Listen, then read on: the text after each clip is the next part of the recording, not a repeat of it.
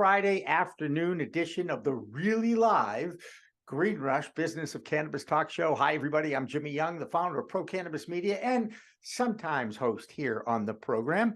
Joining me this afternoon and this evening is our good friend from New Jersey. He is our acting chief operating officer. His name is Doug Miller. Hello, Doug. Hello, Jimmy. How are you today? It was good to see you outside of Zoom. Yes, that was a crazy event we had, and we'll go into that later. Let's talk Absolutely. to our That was the Wednesday we have night somebody live from the summit. very important today. We have a very important guest to start That's right. the show with. But I just wanted to ease in and let's bring in our very important, we always have a very important guest at 4 o'clock, but in this particular case, it's an old friend who is a very big part of the history of Pro Cannabis Media. His name is Marc Shepard. He is the CEO, executive director. What the heck is your official title? President of NECANN, Marc? I don't know. I'm just waiting to find out who this important guest is. So let's get on with it. That would be you. Oh, and thank you for joining us. 1 week from today will be the end of the first day of the New England Cannabis Convention at the Heinz Auditorium in Boston. Marc, that's a week away. I am sure you are so ready. You can't wait. Oh, absolutely, Jimmy. As you know, I mean, we'll start working on next year the day this one's over. So for me, this is the end of week 51 of working on this show. And yeah, very, very much ready for it to happen. And you've got a great program ready to go for at least a great program planned for next Friday, Saturday, and Sunday at the Heinz Auditorium in Boston.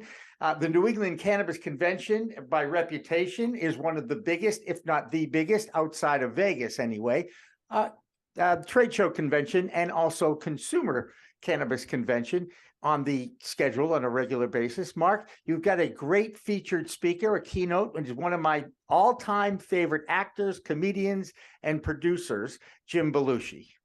Yeah, absolutely. Somebody who we thought about for a few years about possibly coming to NECANN. He obviously has a lot of customers and clients in New England. The schedule just didn't work out for him. He has his own Discovery series called Growing Belushi, and they actually film each year in February and March, and we just haven't been able to do it. And this year it worked. So we're really excited to have him come out and talk about his farm and his sort of journey and becoming a big name, real cultivator. Not, I hate to even say celebrity brand, because he didn't just slap his name on a brand. He became a cultivator first and kind of earned his reputation, and then opened a brand after he learned what he was doing. So very excited to have him talk. And that's not all, as they say in the TV world. That's not all. Marc Shepard, what else do you have on your docket for next weekend? We've had a couple of surprise guests that they're not planned through us, but they're going to be in the booth. Montel Williams is going to be doing his podcast, Let's Be Blunt, from one of the booths on Saturday and Sunday.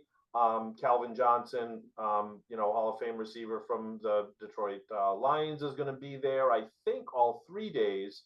And we just found out today that Cypress Hill is going to be headlining a Saturday night after party, which is kind of cool. And other than that, we've had just a crazy run this year. We actually had to expand the hall. We got the booths up to about 300 booths. We sold out the first week of January. We have about 50 people on a waiting list. So we decided to expand the programming because we're expecting, a lot more people. So we're actually, for the first time, doing 5 full programming tracks running all 3 days, in addition to, I think, 5 separate ticket workshops. So it's the most programming and most exhibitors we've ever had at any show. You are a glutton for punishment, aren't you, Marc Shepard? Oh, absolutely. Yeah. Bring it on. Bring it on. Hey, and if you don't have enough room, you just expand. I think that's a great thing. Talk to me a little bit about that, what you were just explaining to the people about the programming platforms as opposed to the breakout rooms, because there is a difference, right? Yeah, so we have, we've got several different ticket options. If people just want to come and look at the exhibitors, they can just buy an exhibit floor ticket and walk the floor. But we have an all access pass for 3 days that gets you access to all of the speakers, which is 5 programming tracks a day. They're consumer trends, cultivation, business and operations, sales and marketing, technology and innovation. And then the third option on top of that, you could also pay a separate fee to go to one of the workshops. We've got exit to your cannabis business, restructuring a cannabis business. We've got responsible vendor training certification course, and then a practical guide to say wellness and yoga and meditation and cannabis combined. So you really kind of have, there's really something for everyone from a speaker standpoint. No matter what you're looking to get into, there's probably a programming track or workshop that works for you. And it's a 3-day event. You can get a 3-day ticket. I know that. But the other thing I know that you like about this is truly a mix between the actual trade show, the trade, and consumers can come in and enjoy and see what all the hubbub, if you will, is all about with cannabis, correct? Yeah, I mean, we feel like that's sort of high level, like just, 100% high level business that's already covered, like you said, in the show in Vegas. So for us, we feel like this is from a 101 all the way up to the advanced level. You are going to see people, negotiating the purchase of a $50,000 extraction machine on the floor. But you also, if you're a beginning person just learning about medical marijuana, you can go and talk to one of 15 or 20, MMJ licensed outlets about different products and how to get medicine for yourself. So since it's focused on the local market, and you've got new people coming online in Rhode Island and Connecticut, Vermont's still in its infancy, and then you have Massachusetts and Maine. So if you're bringing the whole community together, you've got to have content for everything, and since pretty much everybody there is a consumer, even if you're a professional, it's nice to be able to see the products as well. Okay. Doug, I'm sure you got a couple of questions from Mark. Go ahead. Yeah, how many speakers about do you have with that many tracks in 3 days worth? Yeah, well, I mean, when you add in the fact that some of them, they're panels that might have 4 or 5 people, it's just over, it's give or take about 120 different speakers. And we vet applications for 9 months before the show. We typically get between 600 or 700 applications, and so we're able to curate. We feel like probably one of the best programming schedules in the country. Yeah, absolutely. 120 speakers you'll learn a lot of knowledge right there. Yeah. That's You'll also have a lot of fun at this show. I think that's one of the things that I like about all the NECANN conventions, whether they be in New England or now you've branched out to New York and to New Jersey. How big an opportunity is that for NECANN when you see all the new states in what is basically driving distance from your home base just outside of Boston? Yeah, I mean, obviously the Northeast is so unique as compared to the rest of the country. As states come online in the West or even the Midwest, it's great, but yeah, it's not like the Northeast where literally you can touch 8 states in 3 hours, just by driving around. So the fact that there's all those, and every one of them has a different program with different rules, so you really do need a show in each market dedicated to the rules and opportunities in that. So it's really kind of fun to start in the Northeast. What number show is this for you up here in Boston? It's our 9th year, but our 8th show because we lost 2020. And that picture behind me is that's our first show at the Castle in Boston in 2015. It's a good reminder of me of how things began and what the market was like and what the community was like. Pre-rec. That was 6 months before rec was legalized in Boston. Absolutely. Can you tell us a little bit about the NECANN Cup? Yeah, absolutely. Very excited to be doing our 4th year of the Cup. We pretty much make it open to anyone. It's obviously a lot easier to enter if you're in Massachusetts. There's certain legalities of transporting products across the border. But we do an open competition. This year we have separate categories for home growers and for licensed facilities, because we didn't want to just have one licensed facility win best flower and not be able to recognize the best home grower. So we split it this year in hopes that we'd get enough entries to validate that. And we got close to 500 entries to the event. And on Saturday on the floor at 4 o'clock, we're going to be announcing the winners of the Cup, which we're very excited about. And you also have those community awards too, Mark, that a lot of people really enjoy. And I like the different categories that you've been in. It's certainly a wide variety of categories.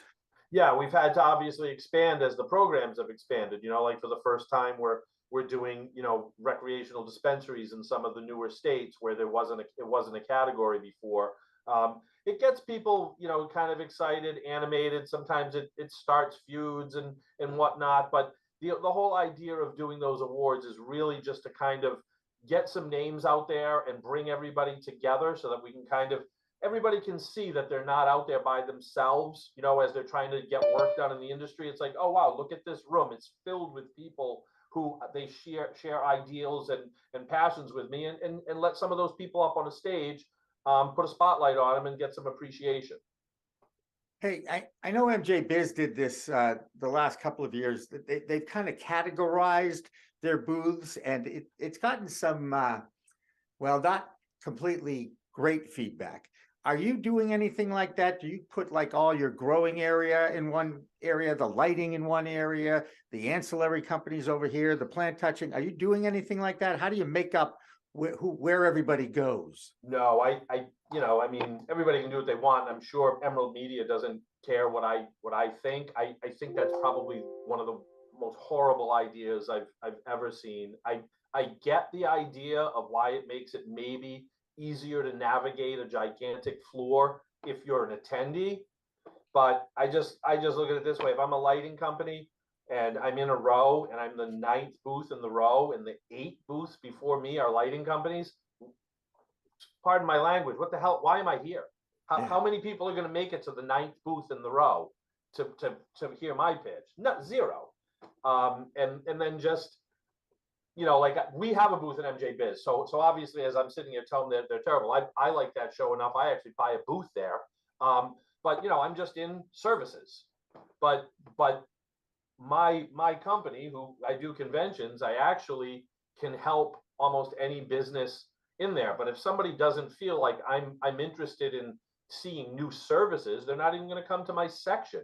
So I found that it wasn't surprising to me that they did that the first year that MJ Biz relinquished control to the new ownership. MJ Biz, when they owned it, never did that. We do a tiny bit, like a lighting company buys a booth, there's an empty booth next to them, and then a lighting company in California that doesn't know who that company is best, they buy the one right next to it. I'm going to move them. I actually don't want them next to each other because what's the point? Yeah, no, I think that's a great point. Doug, you got something for him? Yeah, honestly, as a consumer and being a business owner, so I do the conventions often, and I love to walk around and meet all the different companies and see the products and keep myself in the loop. But yeah, I think it's a terrible idea that they did that, because as a consumer, it's more fun to go from a lighting company to a grow company to see seeds and then just constantly change it up. Because again, like you said, if you look at 7 lighting companies, they're generally the same lighting column. I mean, you can only have so many different types of lights, and you get each pitch, and by the 5th person, you're checking out of lights and you're going over somewhere else. And I just think you're losing the engagement of the consumer with the business tables that are there. And that's why they're there, is to pitch to people. I think you're right on when you said that. And I, as a consumer too, I think it's a terrible idea. It's more fun to engage with everybody just as an open place. Yeah. Fun's a key word when you go to the New England Cannabis conventions, because they've always kind of separated themselves. There's always seems to be more fun. And this year I've noticed, Mark, I don't know why, but I've been invited to a whole bunch of parties on Friday and Saturday night, perhaps the most I've ever been invited anywhere. That being said, are you starting to see more ancillary events in the after the conventions open that day than you have in the past? Yeah, I mean, this year, they talked about the expansion, the number of exhibitors, whatever. I've seen a bit of an explosion on this event, and there's always been some ancillary events, but Jimmy, same as you, like you can get a pulse of it. Like, I've seen 2 or 3, it means there's probably 5 or 6. This year, I've seen a dozen. And there's plenty. Like, they don't reach me. Like, the person, I'm not a customer, so why would they invite me? They know I can't come anyway because I'm going to be at the hall till 9. But I do think it's kind of a sign. It's something that I think that you kind of aspire to as an event, that people think, even if the event itself isn't perfect for us, we know everybody's there, so let's do an off-site one. And I obviously look at the industry very tightly. I go to about 30 conventions a year, including R7. And I've asked the question across LinkedIn and a couple of things. I'm pretty well convinced that it's the second biggest event in the country. Obviously, we're nowhere near MJ Biz, but that's in Vegas, and it's 9 months later. So I do think that this show in Boston, the New England Cannabis Convention, still growing in its 8th year. I think we've reached a level now where people feel they have to be there, and you do use those after parties as a pulse. Like they couldn't get a booth, but they had to have an event. That's right. I can't. That's right. I don't want to. I just want to go and have a party. I understand that mentality too. So on this show, when we look at the cannabis industry and the business of it, we hear a lot of doom and gloom. Marc, you probably have a better pulse of the industry than perhaps anybody, because you're literally direct selling to both ancillary and plant touching consumers and businesses in this space. Are you seeing any decline? Well, what you're seeing is a profit decline, right? And so, and it's a funny thing, Jimmy, because I come from media, so I come from newsprint actually. So I'm sort of familiar. Maybe I'm like a little nervous. Boy, I enter an industry and it crashes. So I look at it, but it's different. Like in media, you looked at it, and for so long in newsprint, it was, you open a newspaper, it was 70% margins. Make $100, keep 70. It was fantastic. So as it started to phase out from the internet, the people just kind of shrugged their shoulders and were like, oh, now our margins are only 50%. Oh, now they're only 30%.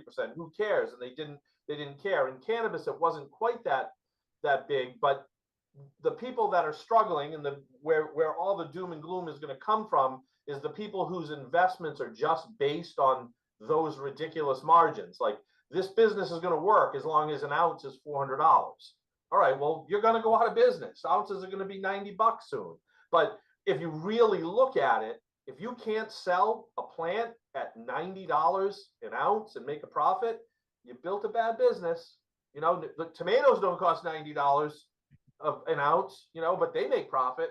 So there's plenty of room. The thing people get caught up in is they just look at growth. So you sit there and you say, wow, the cannabis industry didn't grow. And I'll make up a number like, it was 20 billion last year and it's only 21 billion this year. There's no growth. But I'm like, no, it grew tremendously, but the average cost of an ounce got cut in half. So where it was 400, now it's 200. I'm like, yes, how's the gross number of sales? It's actually going to go down, gross sales, while the industry grows. So all the new businesses that are opening in Massachusetts, these delivery businesses, the new dispensaries, the cultivators, they're all coming online. They're opening up. They've got new employees. They've got new businesses. They're putting money back in the thing, but they're just not making the margins that all these larger companies were touting 5 or 6 years ago.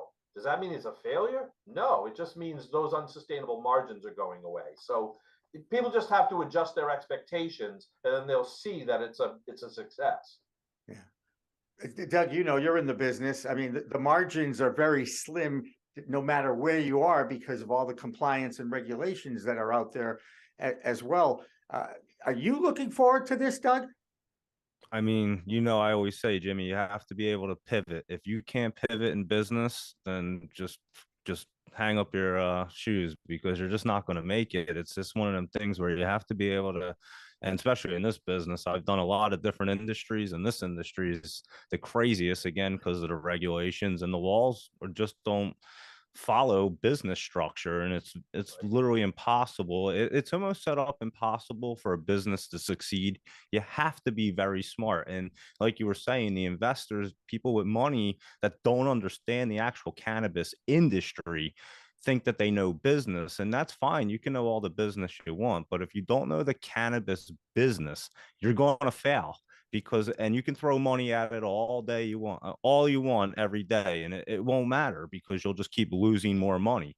And until you understand how the industry works and the fact that you need really good growers with knowledge to grow the best product that you can grow so that you can make the best medicinal products and cannabis products out there.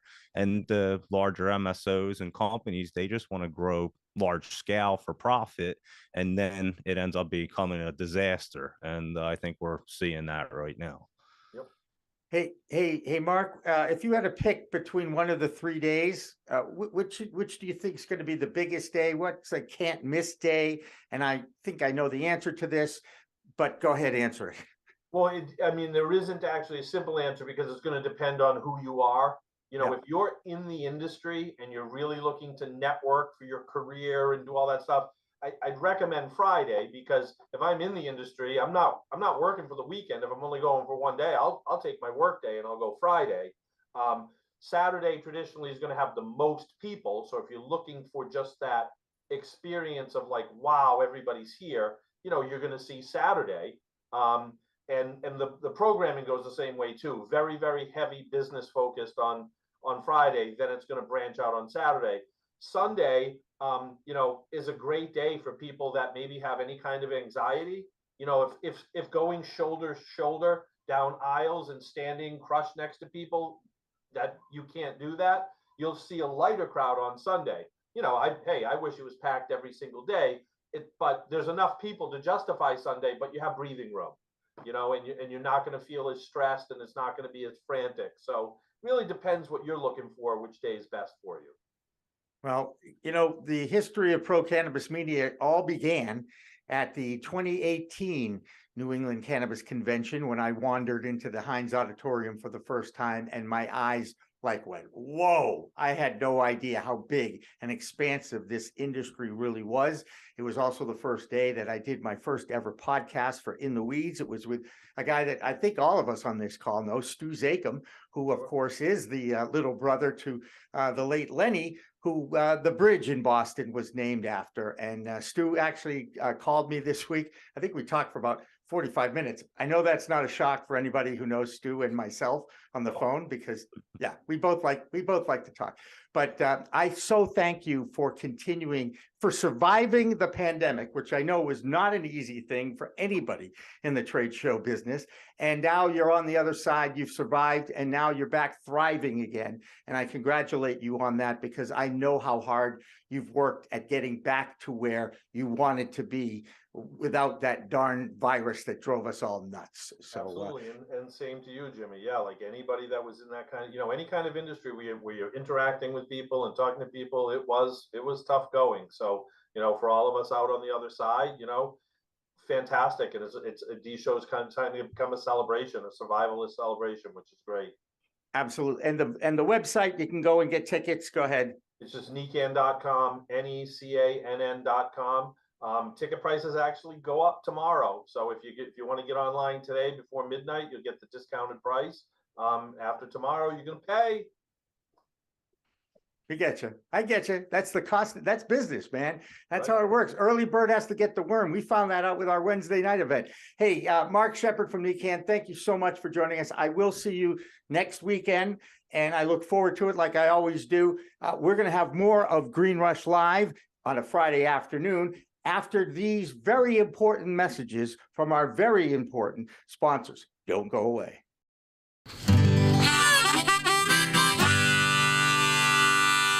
Yeah, this is a tune that I wrote back in 19... I've forgotten.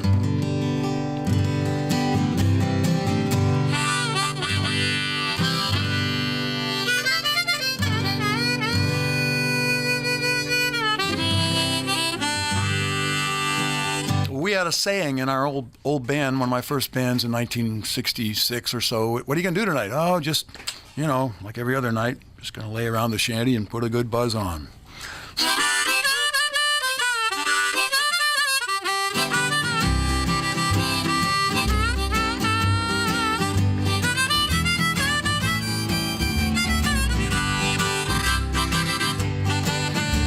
Gonna sit down the kitchen, fix me something good to eat. Make my head a little high, make the whole day complete. Gonna lay around the shanty, oh mama, and put a good buzz on. Pass it to me, baby, pass it to me slow. We'll take time out to smile a little before you let her go. We're gonna lay around the shanty, oh mama, and put a good buzz on.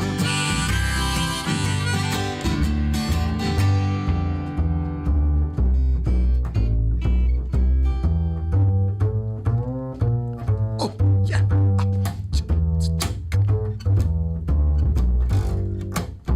Oh, you're on something. Go ahead.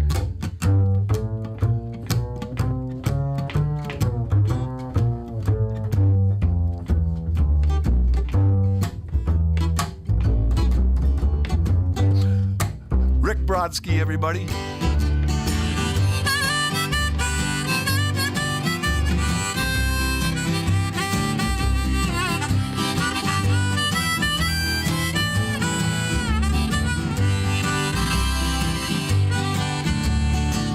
There's nothing to do and there's always room for more.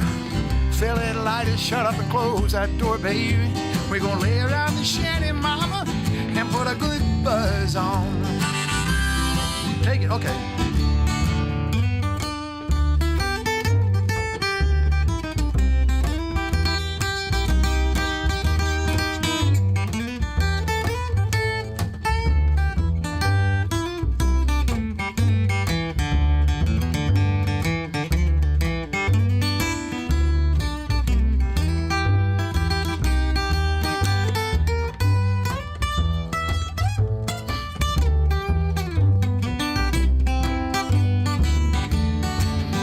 Prohibition never works, it's time to realize it. It grows in my backyard, it's time to legalize it. We're gonna lay around the shanty, mama, and put a good buzz on.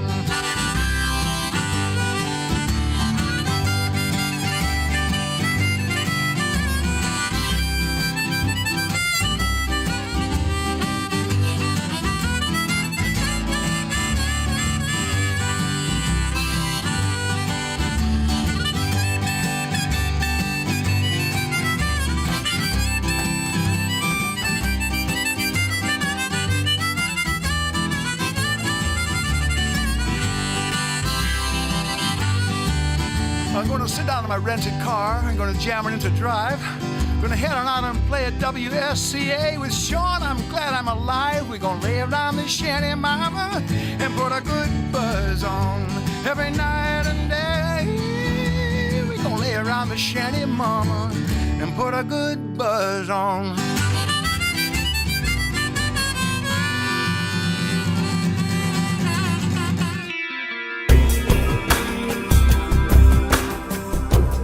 So for years, we've been doing manufacturing, financial services, medical, and so forth on businesses that stand alone, from doctors' offices to day traders to even small banks. And so when cannabis came along, all of the tools, skills, and miscellaneous that we learned in there, we were able to apply it for them. And for us, it wasn't that big of a problem or a challenge. It worked great. And so they just needed a reporting feature in one software, and luckily that the software company came through for us, came it back, and now it's become the backbone for our offerings, and it's worked out incredibly well.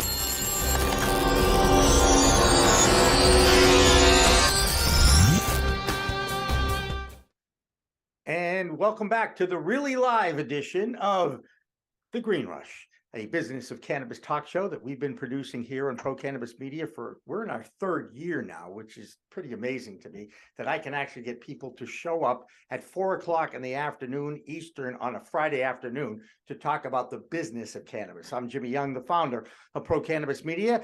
Friday afternoons, Doug Miller joins me as well from New Jersey, and we're going to welcome in two people that were with us on our big Live from the Summit show on Wednesday night in Worcester, Massachusetts. We're going to bring in Derek D'Ambrosio and Rahul Patel of Elevated Roots. Guys, thank you so much, A, for coming out on Wednesday night, and also joining us here on a Friday afternoon. It's obvious neither one of you has any life when you get right down. No, I'm only kidding.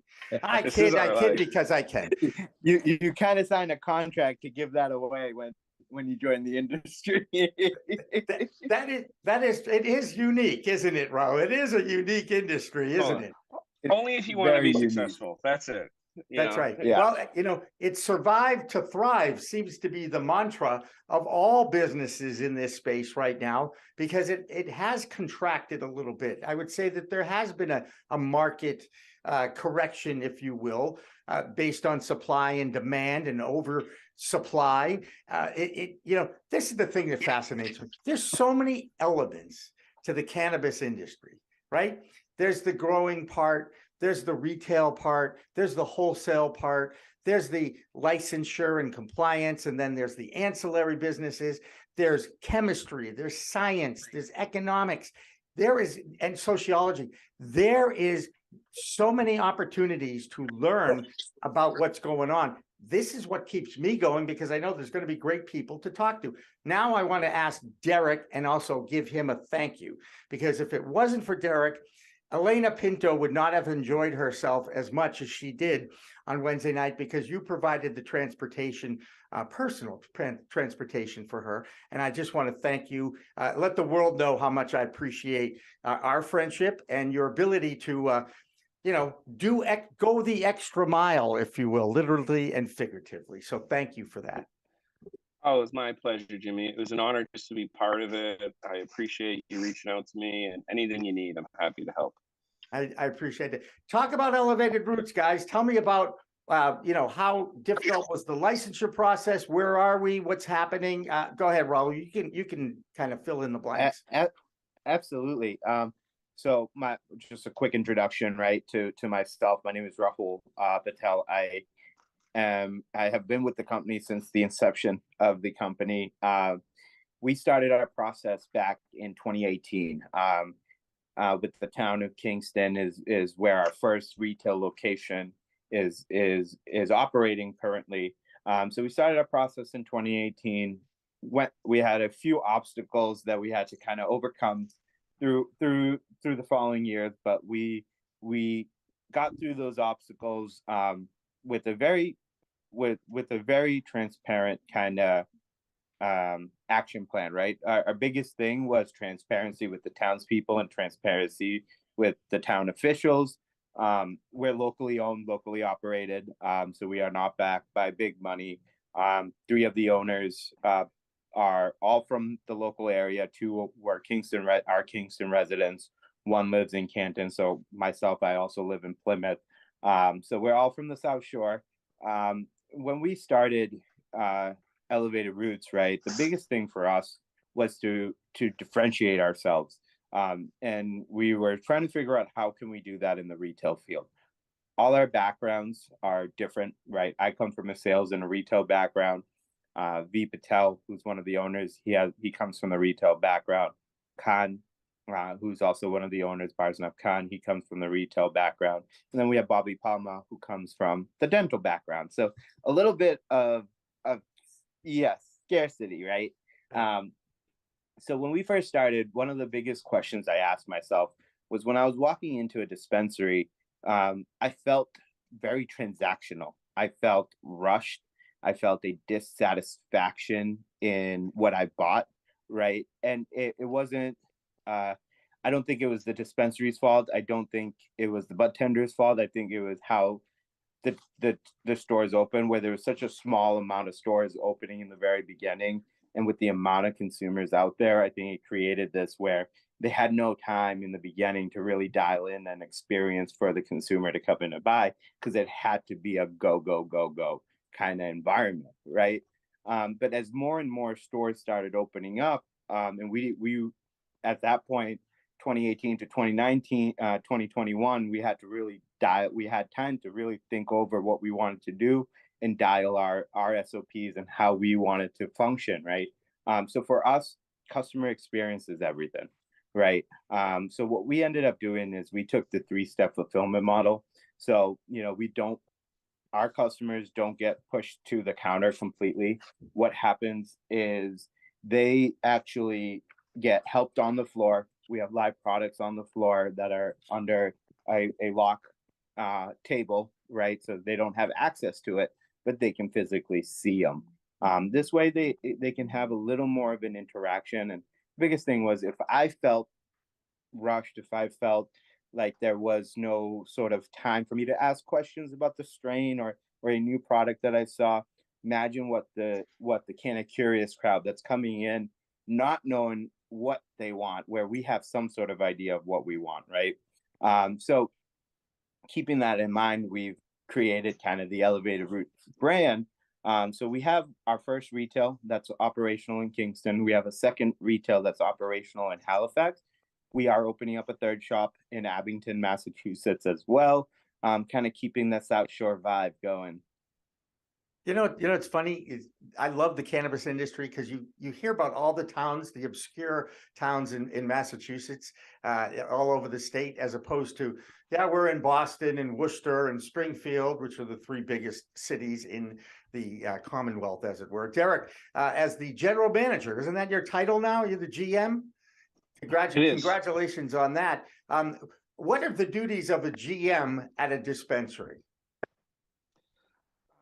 Mainly, I look at myself like the coach for the team, so it's my role to make sure everything runs smooth here. So I work very closely with the managers, store managers, operation managers, sales managers, and try to coach them to become better managers and train their staff.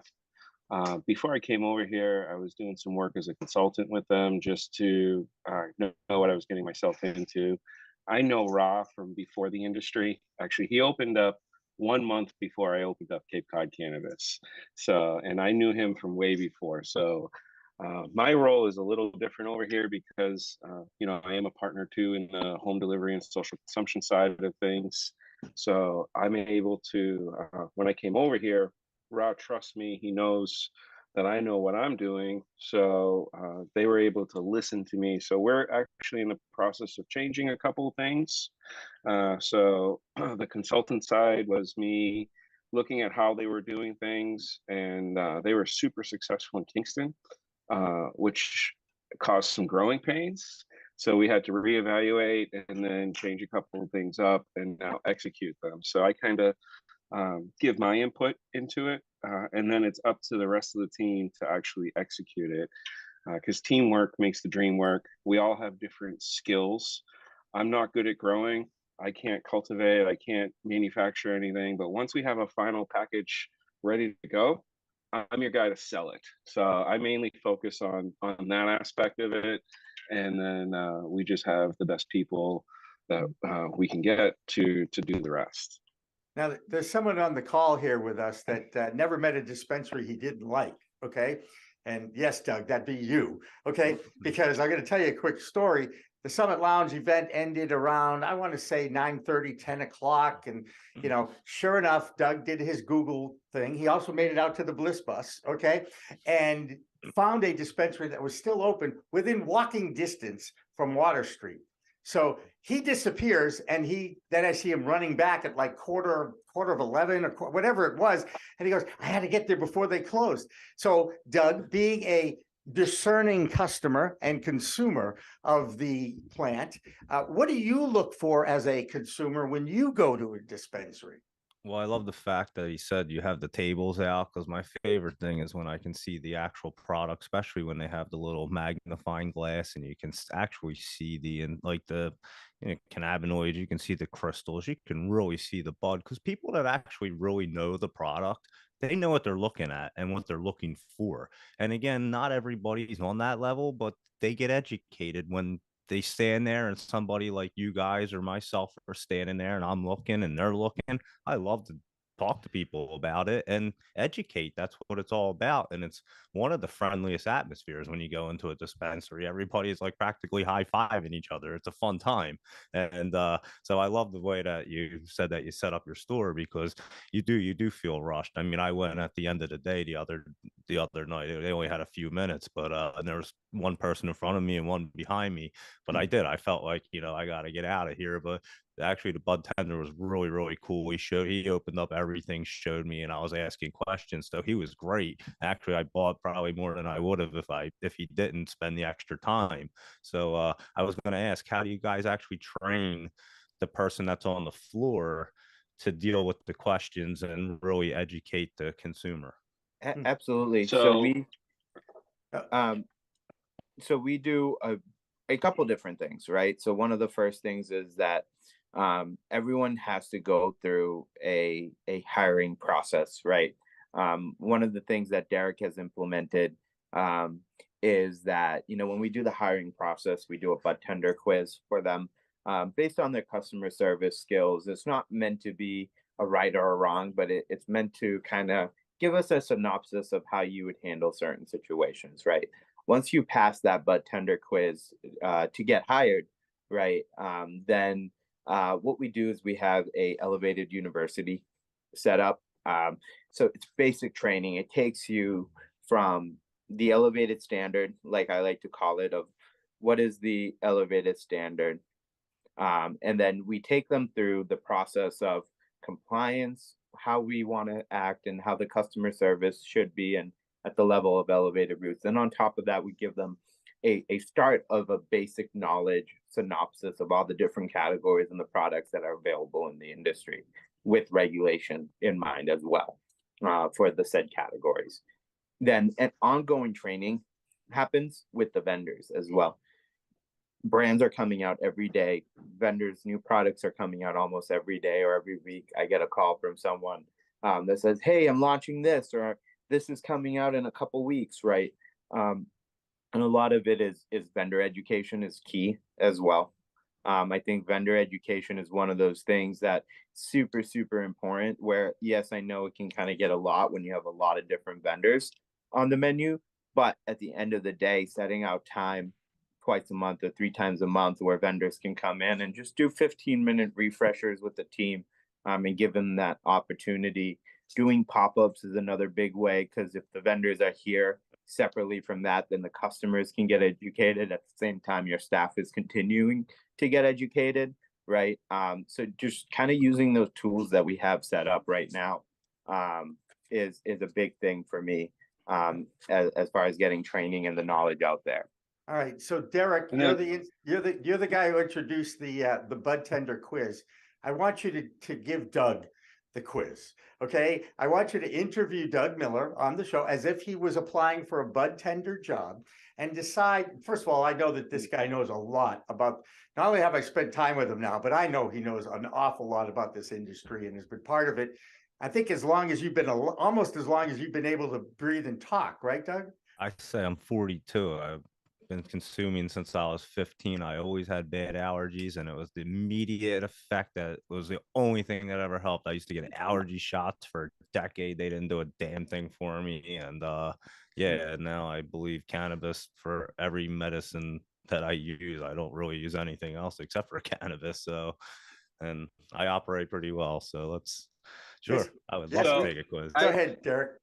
I say before Doug would even get to the quiz, he'd have to pass the phone screening, which I would be asking him after I go through my, standard questions. I ask him to rate himself on his product knowledge from 1 to 10. Most people usually say around a 6 or a 7. And then I follow that up and I start asking them, well, do you know what a terpene is? Do you know what a cannabinoid is? Can you name them? Can you tell me what they do and what they taste like and all of that? And if they get through that part, then I set them up for a face-to-face meeting.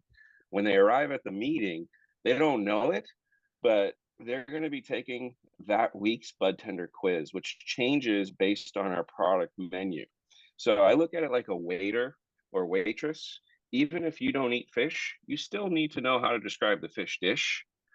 So we train I like to say that being a bud tender is kind of like being a doctor, because you need to have all the information that a doctor would have, but also a used car salesman, because the rules and regulations handcuff us to what we can and can't say. So sometimes you have to use kind of like used car salesman tactics to be like, listen, I have tried this, and this is how it makes me feel. So the most important tools that we can give our bud tenders are having them, giving them the tools and the training and the resources, like Rahul was saying, so that they know how to do their job.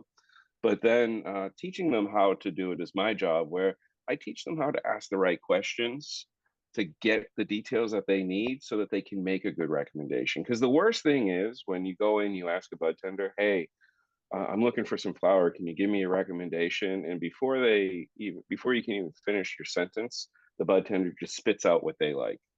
So Doug, you're 42, I'm 43. I've been smoking since 15. So we're very similar. It doesn't matter what I like or what you like, because we're all different. I like spicy food. My girl hates it. So I want to ask them, well, what do you like? What have you tried before? What's your tolerance? How are you going to be using this? In what environment? What setting? Are you going to be hanging out with your friends? You going to a movie theater and all that? So the quizzes that we create, and we actually have some former school teachers that help us create the quizzes. It's based on our product, our menu selection at the time, which changes all the time because Rahul has his finger on the pulse. And he likes to switch things up. So it's different all the time because it can't go stale. And we need to have something for everyone without being the Cheesecake Factory menu, you know? So it would just be simple scenarios like, hey, you have a new customer coming in, they are kind of curious, they don't want to smoke, and they don't like sugar. What would you recommend? And Obviously, a tincture. and then you give them a yes, yeah, exactly. We have a couple options from the current menu, and one of them might be a funny, stupid answer that they know they can check that one off. So these aren't really like designed to stump people. It's mainly to make sure that they're not out there giving wrong information, and we can kind of tell, if they're good or not. We have an elevated experience, so you can't just be some bum off the street coming in here and thinking you're going to get a job at Elevated Roots.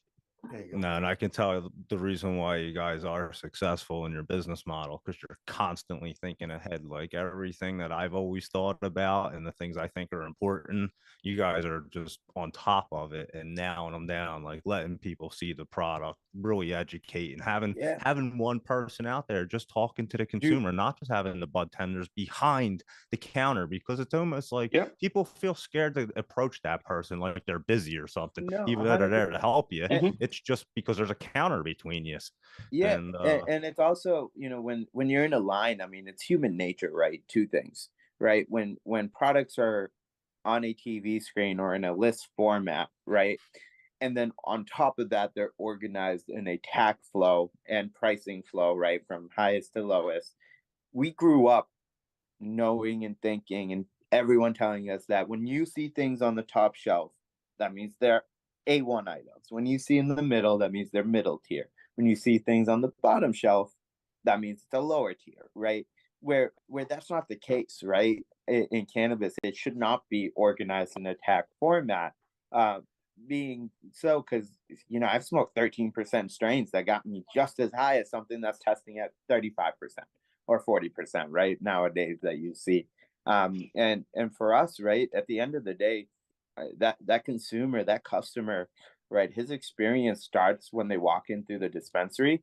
But essentially, the cannabis experience doesn't end till that you're at home and enjoying the product you bought from the dispensary, right? And if you're getting recommended the wrong product, if you're not given enough time to make that decision, like, yes, this is the right product, then people will have bad experiences. And the people that we don't want having bad experiences are the new consumers that are actually getting curious about the industry, right? And that's who I'm really thinking of, right? Is yes, cannabis users, you have the right products on the menu, you give the customer service to them, they're going to continue to come back, right? But the kind of curious crowd, the crowd that hasn't smoked in 20 years, that hasn't ever smoked, but now that it's legalized and it's something that they want to look into and try, well, those guys are getting scared away because they have to go wait in line. There's 20 people in line. People behind them are huffing and puffing when they're at the counter, and it's not their fault. It's just human nature. I do it sometimes. I'm like, oh damn, he's taking too long, right? We all do it. It all goes. It's human nature. It's nothing that someone's doing something wrong. It's just human nature, right? And at that point, it just puts you in that spot where your mind just goes, oh, I need to hurry up. I need to hurry up. There's a line. I need to hurry up, right? It's me going slow. So they start blaming themselves. But if they're given that 10, 15 minutes before the order is placed to just relax, look around, and again, take them through that experience of, hey, we're here to help. You know, if you don't want to be helped, fine. Take a look around, and we have self-order kiosks placed up. So the people that don't want to talk to anyone and just want to kind of do their thing, look around the tables and see what they want, they have another experience where look around, do what you want, then you can go up to the self-order kiosk, place your order, and then go wait in line to get cashed out. But this way, either way, you're not waiting, and your mind is staying engaged. Your mind is continuing to look at new products and the different products on the table, and questions will come up, and we're there if you need answers to those questions. Is the goal. So and you allow the consumers to engage in conversations amongst each other, which again, it just becomes a great thing. I mean, people start recommending other products and having experiences, and you just see people bond, and that's how you drive traffic back, because people have a good experience. Now, guys, you know, you're in the retail space. The retail customer comes in, they look at the menu, they see the percentage of THC in the product, and they're always asking for that product. Everyone in the industry who grows it, sells it, manufactures stuff, understands that that is actually not the best way to find out what the interaction of the cannabinoids and the terpenes are going to do with the THC percentage in the plant. Derek, how do you handle and enlighten people on that fact that just because it's got 32% THC does not mean you're going to get higher than the one that has 17% THC? Well, it depends. If they're rude, I let them get whatever they want, and they can keep moving, right? But if they're cool, I'll be like, hey man, not for nothing, but do you go to the liquor store and ask for Everclear because it has like the most amount of alcohol? Like, this is all gonna get you to where you want to be. Wouldn't you like to, I don't know, enjoy the taste? And I start to try to explain how the testing works, and how, you know, even one plant, the buds on the top compared to the ones on the bottom are, you know, are not the same. And just because you're buying something that says it's tested at 30%, odds are it's not that in there, and THC is only one little factor. So usually when they realize that, it opens up their mind. And then I send them to places like the Emerald Cups website, which teaches them that there's basically 6 different types of cannabis tastes, and they can figure out what they like. And then I'm like, hey, you know, cannabis is too expensive to be guessing. So yeah, you can keep buying it your way. And we were all there at one point. I remember when I was like you too, you know, but I've been smoking, like Doug had said, since we were 15. Back then, there weren't anything like COAs. We didn't know how much we used our senses, like our nose and our eyes and our fingers, to be able to see if it was sticky and good or not. So that's the best way. And in my opinion, if you can't see the product, if you're just making your choice from looking at a website menu and you see a stock photo with no product description and some random test number, if that's how you want to choose what flower you smoke, then that's up to you. I feel bad for you, you know, but you know, not everybody wants to learn, unfortunately. And we have these tetragram pamphlets that we give out to everybody. It teaches them what terpenes and cannabinoids are. And Tetragram is a free app they could download to keep track of what they're consuming. It's like a digital diary. And it's a great way for people to keep track of what they're consuming, how it tastes to them, and how it affected them. And the more information that you can give your bud tender, if your bud tender has at least a decent baseline knowledge, they should be able to use that information to help make a good recommendation for you. That's the goal, at least. So yeah, and it sounds like you're educating your bud tenders to really be consumer friendly and really now what the patient needs. That's what it's about. 100%. And I think one of the things that during the basic training, I tell them, I'm like, look, at the end of the day, we're not here to change people's minds. We're not here to make them feel uneducated for saying things like that, right? Our job is to get them what they're coming in to look for. But our job is also educating them. So, one of the things is if someone wants the 32%er and they're like, what's the highest tack? Well, show them the highest tack and show them the strains that we have that are over 30, right? And then have them make their selection. But then, if you've tried another strain that's very similar effects of the strain that they picked up and it's a little bit of a lower testing, well, give them that education. I don't want you to make it up, but if you've tried that strain and you know how it feels and how it affects you, right? And if you've tried the other strain that they picked up, then you're able to just give them that education or that seed. You can just drop that seed, right? Where it's like, hey man, I know you want this, but next time try this out. I know it's a little bit lower testing, but man, the effects are amazing. And once you have done it over and over again to that point where you're not pushing them onto something this and you're just like, no, you have to try this, right? Like a salesman, but you're just over time educating them and dropping that seed. People are going to get curious, right? And that curiosity that one day is going to get them to pick up that strain that you recommended that is not high testing when they came and get them to try it. Well, they might end up loving it, right? And if they don't, it's not a big deal. It's like, okay, I tried it, but no, you know what? I need the 30%er, which is okay at the same time too. People have different tolerance levels, right? THC intake into the body. Like for me, 5 milligrams of edibles, I'm in space. But I can smoke blunts all day long and I'll be fine, right? So for everybody's different, right? And everyone's gonna have to figure out the hunt for their body and find the right products for their body is the biggest thing. No, All right, so I let's- always One thing I'd say, like to- just Go ahead. just to touch on that What- real quick, I always say that every person, a different strain works best for somebody else.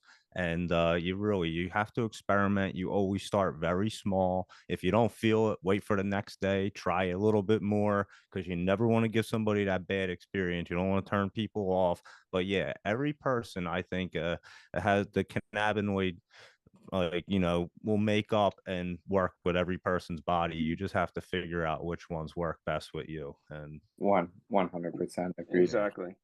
Yeah. And what's So- really nice is because the pricing for the stuff that's not high tech is a little lower, the people that actually know what they're doing, like right now it's the golden age for us guys. We can go in there and we can get really good product at a really good price because they don't know any better. If these Chads and Brads want to charge top dollar for booth that test high, then let them. And then the guys that know what's good flower, if you can look at it and see it and smell it for yourself, then take advantage of it and get a good deal on something. All right, so now I got to ask Doug, 1 to 10, what's your weed knowledge? I think a 4. No, you tell me, Jimmy. I would say I'm right around 9, 10 area. I would have to think. I would say you are in that higher echelon, if you will, based on your performance over this past week. I'll give you that. And I am not. I would come in at the 5 or 6. But I'll tell you this, I know what a cannabinoid is, I know what terpenes are, and I know the impact and how it works. So I know that, but one thing that freaks me out about the cannabinoids, you may know myrcene or limonene, correct? But do you have to pronounce them properly and spell them? That's what I No. As long as you know what they are, I don't care how you pronounce it. Like that's a good step. I love it when someone comes in and says, I know what a terpene is or something, and I want myrcene. I'm like, great, let's do it. Like, It is I give them myrcene, credit isn't it? just for trying. It is. Yeah, it's some of them get real bad too. The beta caryophyllene is a hard one. That's a Linalool, tough. who knows? Yeah. I am a stickler for pronunciation, and I definitely feel like my knowledge has grown. Lastly, guys, before we let you go, and thank you for spending so much time with us, what were your impressions on what you saw on Wednesday night, the Live from the Summit event that was certainly live streamed? We definitely have seen that. It's a huge file, but we've seen it. And we had some great interviews, some great people. Special thanks to our presenting sponsor, Triton Technologies, and Trav Harmon there. That was a great thing that he did. And I think that his show, because I think he's ready to have his own show, is going to be fantastic because his knowledge of technology combined with his passion for the plant is just going to be very, very entertaining. But back to you guys. What were your impressions of the Wednesday night? Rahul, you first. Go ahead. Me first. I think I had a great time personally. Just seeing something live like that, and the conversations that were being had. Just attending these events and attending these podcasts, just listening in on those. You guys can learn just so much, right? How other operators are operating, what other people are struggling. So if it's someone that's trying to get into the industry, I mean, going to these events and networking is so important. Just because you don't know who you're going to meet, and I've created lifelong friends now working in the industry for the last 4 years, right? There's people that I've been talking to since 2018 now that I work with them on a vendor level, right? It's just you create these relationships and these bonds with like-minded individuals and that want to see the same thing you want to see with the industry. That I just think it's super, super important. My overall experience there was it was amazing just to get high and listen to people talk about weed on an open platform. It's just one of those things that, when I'm young, right? I'm only 28, but when I was back in high school, not to make anyone that's not in high school, was that last year?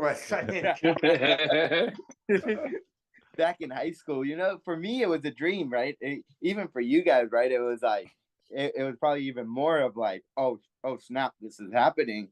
But for me, even 10 years, 15 years ago, it was a dream. It's like a dream come true to be able to work in this industry and go to places where we can smoke openly and not have to worry about someone telling us that, hey, I called the cops, you need to beat it, right? Basically.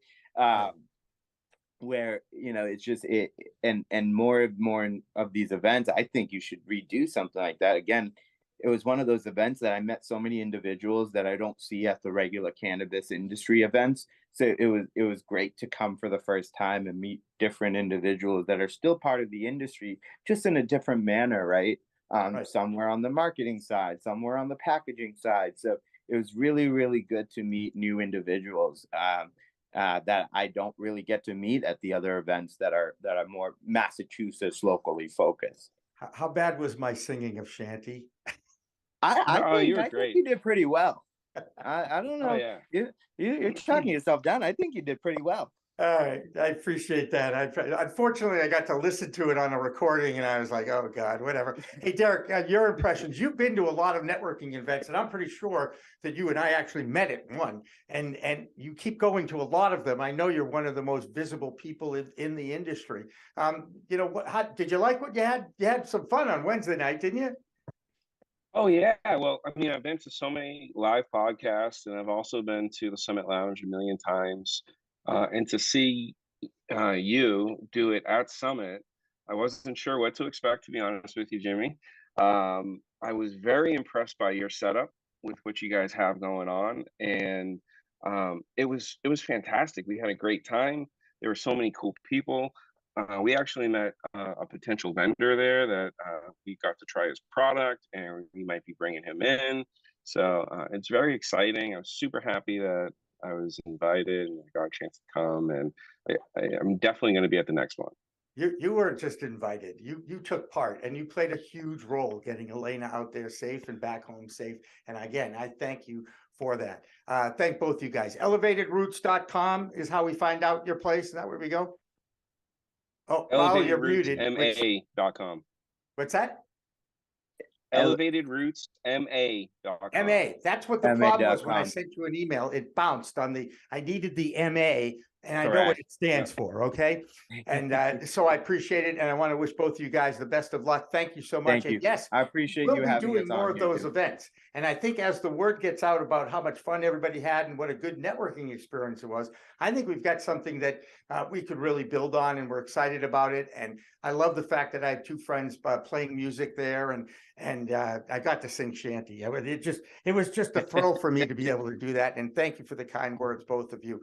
We're going to take a break, and then Doug and I are going to reminisce a little bit more about Wednesday before we head out to Missouri, and our correspondent there, Brandon Jones, who's involved with a very important March for the 4th in his neck of the woods. And you know what? Everything west of, Worcester is the Midwest, as far as I'm concerned. We'll be back with more of Green Rush Live after this. Don't go away. Thank you.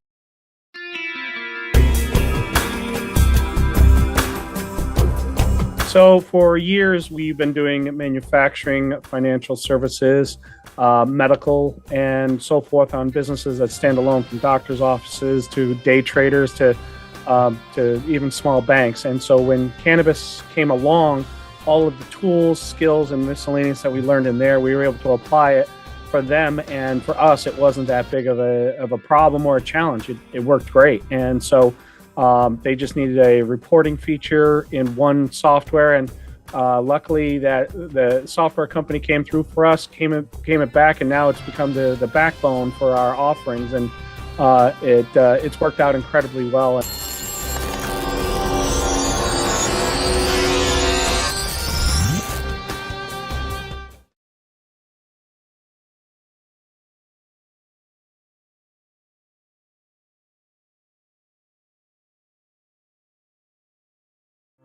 The Vermont Cannabis Report is supported by another Green Mountain business, Cannatrol, winner of High Times Best Dry Cure System.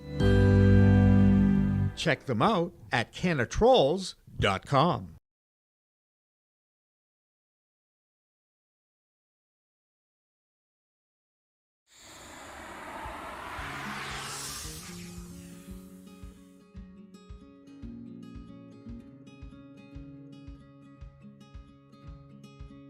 You would think that it is.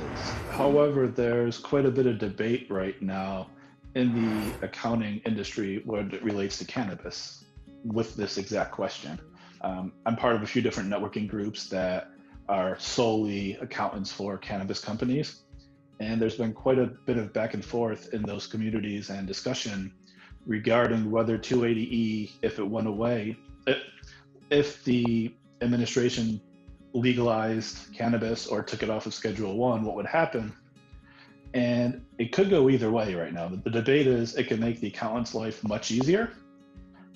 That's what a lot of the inexperienced accountants are saying right now, it seems, whereas the accountants that have been in this industry for a while and have gone through the same thing that happened with hemp a few years ago are saying that it will make lives more difficult, because when hemp became declassified a while back, the accounting became more complicated.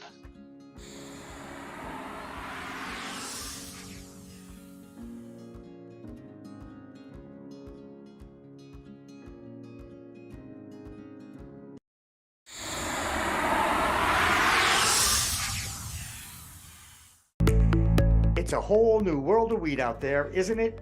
Everyone is learning new ways to titrate, ingest, consume, imbibe, and engage with this plant medicine we call cannabis. Hi, I'm Jimmy Young, the founder of Pro Cannabis Media and the host of In the Weeds, and once in a while, the really live business cannabis talk show we call Green Rush on Friday afternoons from 4 p.m. to 6 p.m. Eastern. Now let me tell you my cannabis story. You know, I've had 4 major surgeries in the past 23 years and suffer from osteoarthritis with a variety of metal parts in my body and one on deck. Now, thanks to those chronic pain issues, I've been a medical patient in Massachusetts for almost 10 years now. I remember my first trip to a dispensary just outside of Boston, and I told the bud tender I didn't want to smoke it anymore, so I tried edibles, then tinctures, then vaping, and now, if I'm going to smoke, I only use the Weejits filtration system. What? The Weejits.com, Weejits, that's weed, W-E-E-D, G-E-T-S.com, is where you'll find the planet's coolest product that cools the smoke from everyone's favorite flower. Now, the guy that started this was a pretty good medical device manufacturer, and he created this maze pipe that cools the smoking process from 1300 degrees Fahrenheit upon inflammation down to just 90 degrees when it reaches your mouth. That's right, 1300 down to 90. That's why this maze pipe is amazing. So here's how it works. You start with that glass bowl, you flame on, and then you inhale nice and smooth so the smoke goes through 3 different filtration and cooling systems. Now, if pre-rolls is your thing, you can use the Weegit's filter that a pre-roll fits into perfectly. That's right, or even a chillum. The more filters, the smoother the draw. Best of all is the price. You can get all this, or one or the other, for just a few bucks. It'll cool your smoke and you'll give your lungs a break. Now, add in the code of PCMTV and you get 15% off. So just go to Weegits.com and check out the best way to enjoy a cooler smoke with less coughing and hacking and more peace of mind. All that resin and tar is collected in the polyurethane filters that are easy to clean with soap, water, and a few Q-tips. Your lungs will thank you, and so will I.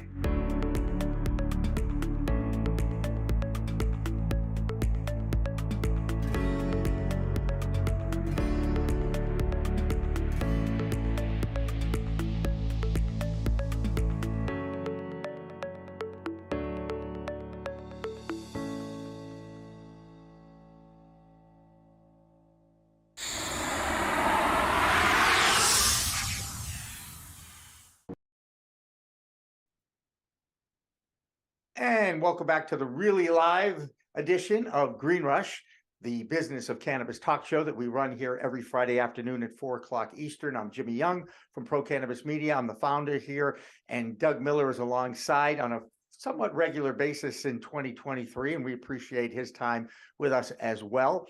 And I also appreciated the fact that Doug drove up from New Jersey to Worcester, Massachusetts, to make sure that he was at the Live at the Summit event. And Doug, I know that going into a private club like the Summit Lounge, which is really the only private club for cannabis in Massachusetts, what were your impressions of the event and also just the lounge? Well, I really enjoyed the event. It was a lot of fun. We had the live music going. I think everything ran pretty smooth, and the turnout was just great. Everybody had a great time. And the Summit Lounge is a very, very cool place. I mean, the owner, Kyle's a great guy, and it's just a very cool setup. You have a couple different rooms to hang out. They have little rolling trays everywhere so that you can, be accessible, do your thing, sit there, talk to people, and it's just such a nice little atmosphere. And I mean, we obviously had a crowd for a party, but I mean, it was a party, and I can see anytime you go in there that you're gonna basically have a good time and have a party, because everybody's in there just kind of hanging out, doing the same thing, consuming cannabis and being friendly. So Right. I really enjoyed it. And with Mark Thompson and Mark Sherman, and I think the harp guy was Steve. I don't know his last name. I apologize. The band is called Double Shot, and I've heard them play a number of times. I've been a bit of a groupie over the years that I've known Mark, and I'm really thrilled that they took the time out to come over. They had never been to the Summit Lounge before, so that was fun. And I think people, and there's Dr. Libby Alone, by the way. He's a regular in our chat room. I've not been able to monitor the chat room, but I know for a fact that he's got to be in there because he's in there every Friday. It was so much fun to see a guy who is a regular viewer of our programs live and in person at one of our events. That was very special to me because, one of the things when I teach people to be on camera, whether it's on TV or host your own show on radio or a podcast or whatever, I always say, do it as if 1 million people are watching, even though there might only be one. Because A, you don't know who that one person is going to be. And I've had some calls and talks with people that have come up with me and have told me some beautiful things about why they enjoy what we do. And, we don't get a lot of feedback because after all, nobody in the media in the Boston area gives a damn about what I'm doing now. But that being said, it is a great thing to know that the information that we are sharing with others that are just curious about this product is being absorbed and used and followed and liked and shared and all that stuff. And it's another reason why I'm so proud of the efforts that we put in here on a weekly basis to produce original content that is really interesting and educational, at least in, edutainment is our goal. That's what we look for, is edutainment, which would be educational entertainment, for those of you who didn't figure that one out. And, that's what we're doing here. And Doug, as someone now who's kind of new to the operation, it's pretty amazing what we produce on a somewhat monthly, if not weekly, if not daily basis, isn't it? Yeah, it's kind of crazy what you have. The content I've seen, because I've gone through the entire library now, and I'm just amazed at some of the content, and I can't wait to start repurposing some things, because there's a lot of great content and knowledge to share with people, and I think that people will really enjoy what they can learn, the education that they can get, because you had a lot of great guests. You asked the right questions, and you're passionate about the cannabis industry, and all of your guests are obviously pretty passionate about the industry. They're all in it, they own something in it, or they're involved, and they have great feedback. And that's how you learn about things in the industry. People that have been in it for a long time, or have actually been hands-on, they're the ones you're going to learn from, because they know the different steps that you have to take, because it's not a regular industry or business. The model's just not set up to be successful. So you really have to be on your toes and understand what challenges you're going to face, and try to avoid them, because them challenges are going to cost you money. And you're just constantly throwing money out in the industry. And like I said, a lot of these big MSOs are realizing that now as we go into this year. Right. We are right in the middle of a market correction. There's no doubt. That's why I'm actually thrilled to hear that NECANN, coming up next weekend in Boston at the Heinz Auditorium, is going to be a big show. It's going to be a big show. It's going to be a lot of fun. My goodness, I think I'm invited to 4 parties on Friday night alone. Are you invited to the Cypress Hill after party? I'll drive back up for that. By the way, I have no idea who. Well, let's find out about this. I think I know that Stu Zakem said, no, that's the party you got to go to. And I'm like, okay, Stu, just remind me on Friday, will you please? I know he's going to be there representing Berkshire Roots.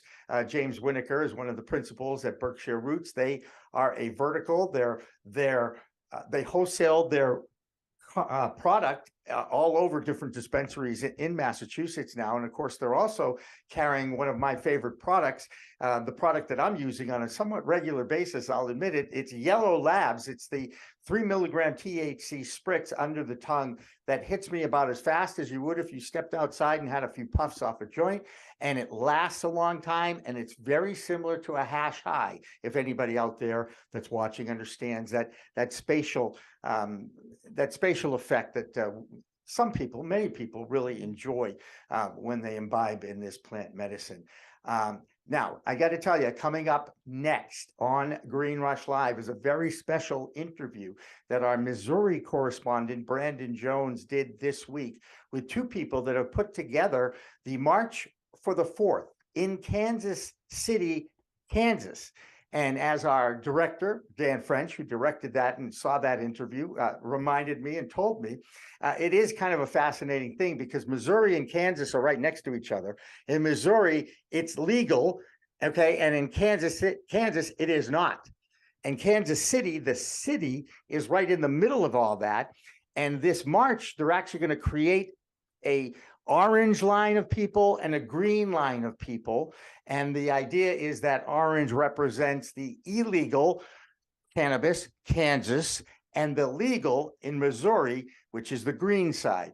And we'll have visuals of that on our We Talk News Missouri report next week on We Talk News. That too will be coming up after Brandon Jones interviews. And listen in on this very important it's a march. It's a protest. It's an awareness march, if you will, to get it on the ballot question and to move the Kansas legislature towards at least decriminalizing the plant that is available next door. Or even if you're driving down the street from one side of Kansas City to the other, you're going from a legal state into an illegal state. Needless to say, you're going to be treated differently on one side of the road, if not the other. So for Doug Miller, who has been just a terrific help this week, coming up from New Jersey, and Dan French, who continues to blow everybody away with his ability to make it happen. Right? I think that's the best way to describe what Dan does. He makes it happen, okay? And that's what we appreciate here as well. So for everybody at Pro Cannabis Media, a thank you for helping us out at live at the summit this week. It was a big success. We will be hopefully doing more of those, and you want to stay tuned for that. Reminder again, it's a whole new world of weed out there. People use it responsibly. Thanks for watching. Thanks for listening.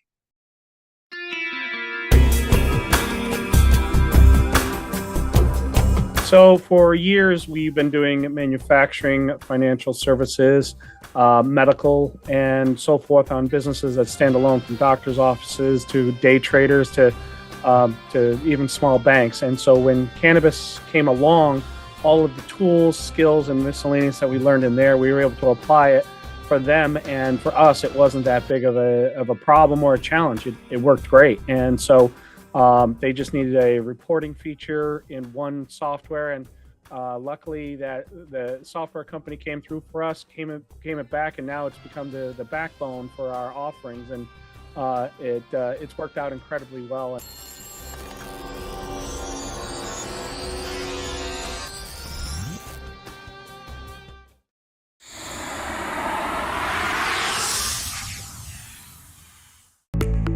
It's a whole new world of weed out there, isn't it? Everyone is learning new ways to titrate, ingest, consume, imbibe, and engage with this plant medicine we call cannabis. Hi, I'm Jimmy Young, the founder of Pro Cannabis Media and the host of In the Weeds, and once in a while, the really live business cannabis talk show we call Green Rush on Friday afternoons from 4 p.m. to 6 p.m. Eastern. Now let me tell you my cannabis story. You know, I've had 4 major surgeries in the past 23 years and suffer from osteoarthritis with a variety of metal parts in my body and one on deck. Now, thanks to those chronic pain issues, I've been a medical patient in Massachusetts for almost 10 years now. I remember my first trip to a dispensary just outside of Boston, and I told the bud tender I didn't want to smoke it anymore, so I tried edibles, then tinctures, then vaping, and now, if I'm going to smoke, I only use the Weejits filtration system. What? The Weejits.com, Weejits, that's weed, W-E-E-D, G-E-T-S.com, is where you'll find the planet's coolest product that cools the smoke from everyone's favorite flower. Now, the guy that started this was a pretty good medical device manufacturer, and he created this maze pipe that cools the smoking process from 1300 degrees Fahrenheit upon inflammation down to just 90 degrees when it reaches your mouth. That's right, 1300 down to 90. That's why this maze pipe is amazing. So here's how it works. You start with that glass bowl, you flame on, and then you inhale nice and smooth so the smoke goes through 3 different filtration and cooling systems. Now, if pre-rolls is your thing, you can use the Weejits filter that a pre-roll fits into perfectly. That's right, or even a chillum. The more filters, the smoother the draw. Best of all is the price. You can get all this, or one or the other, for just a few bucks. It'll cool your smoke and you'll give your lungs a break. Now, add in the code of PCMTV and you get 15% off. So just go to Weejits.com and check out the best way to enjoy a cooler smoke with less coughing and hacking and more peace of mind. All that resin and tar is collected in the polyurethane filters that are easy to clean with soap, water, and a few Q-tips. Your lungs will thank you, and so will I.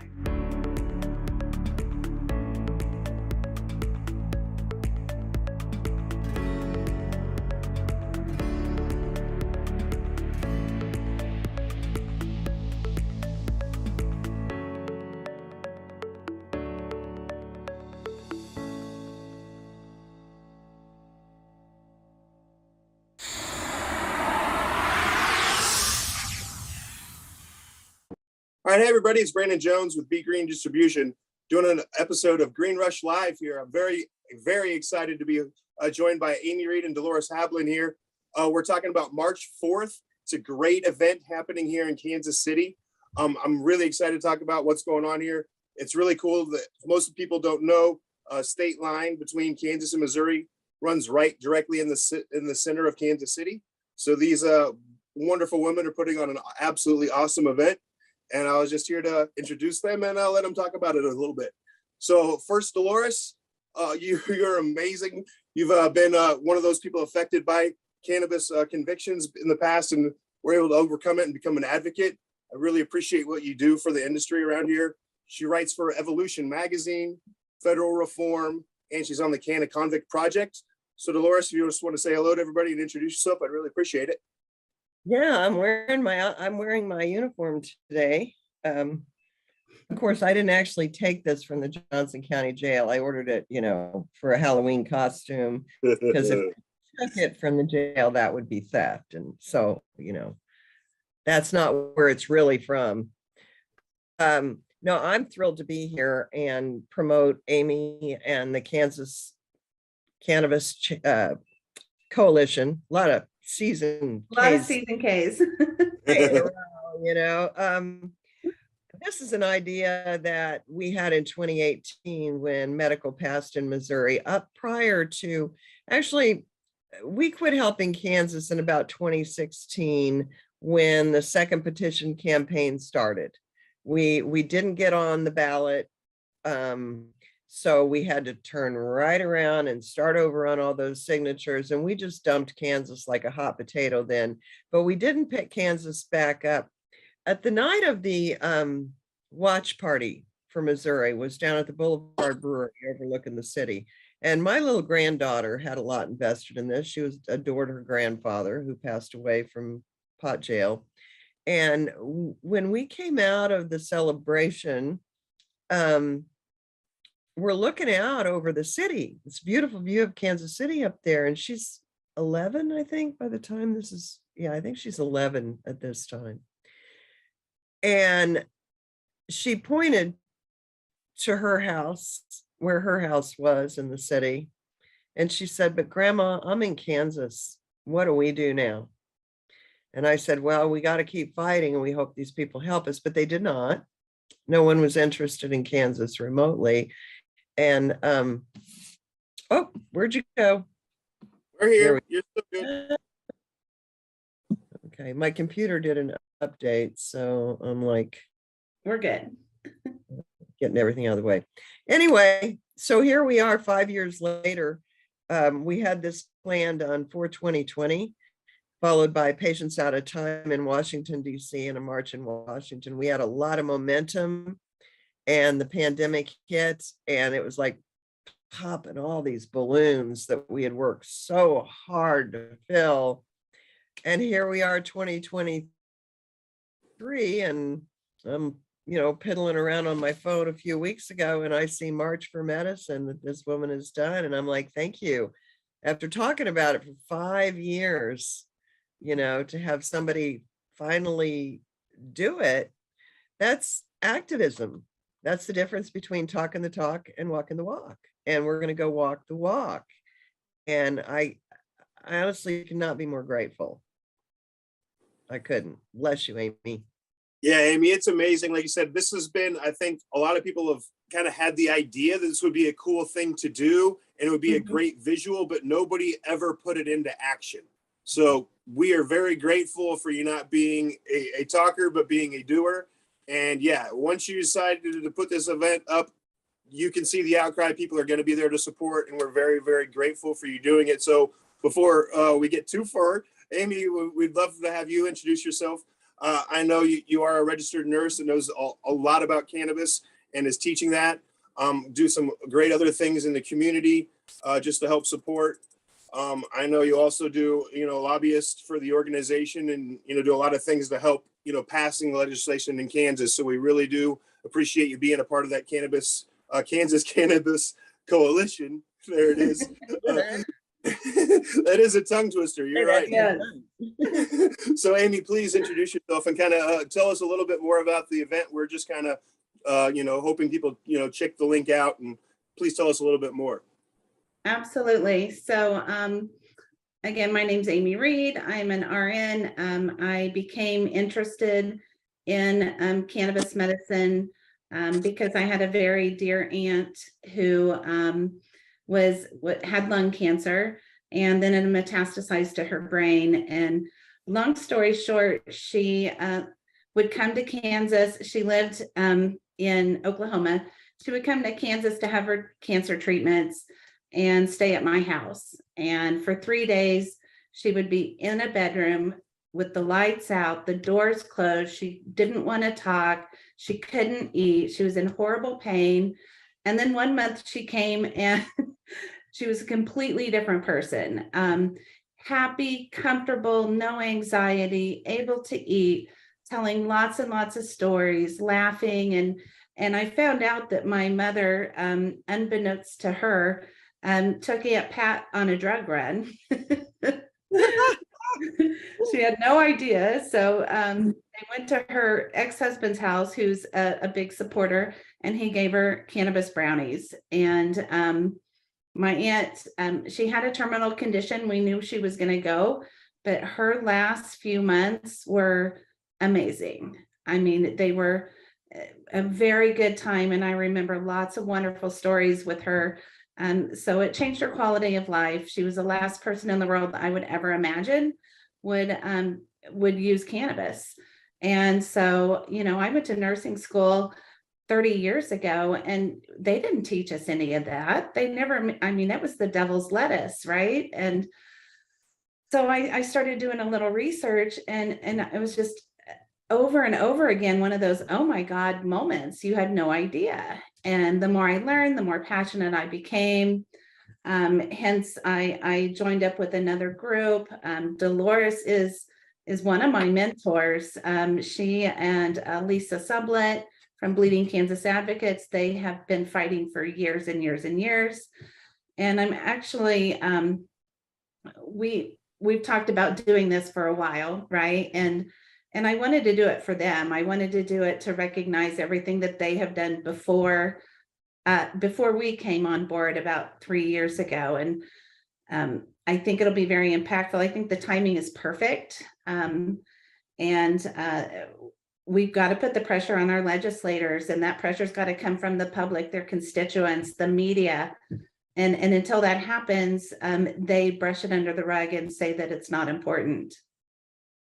Yeah, no, my background, you know, I grew up in Kansas and now I moved to the Missouri side, but my family still lives, you know, in Kansas. So I have to make complete sure I triple check my vehicle. There's not a road, because I mean, even paraphernalia that has any residue is 30-day minimum sentence in Kansas.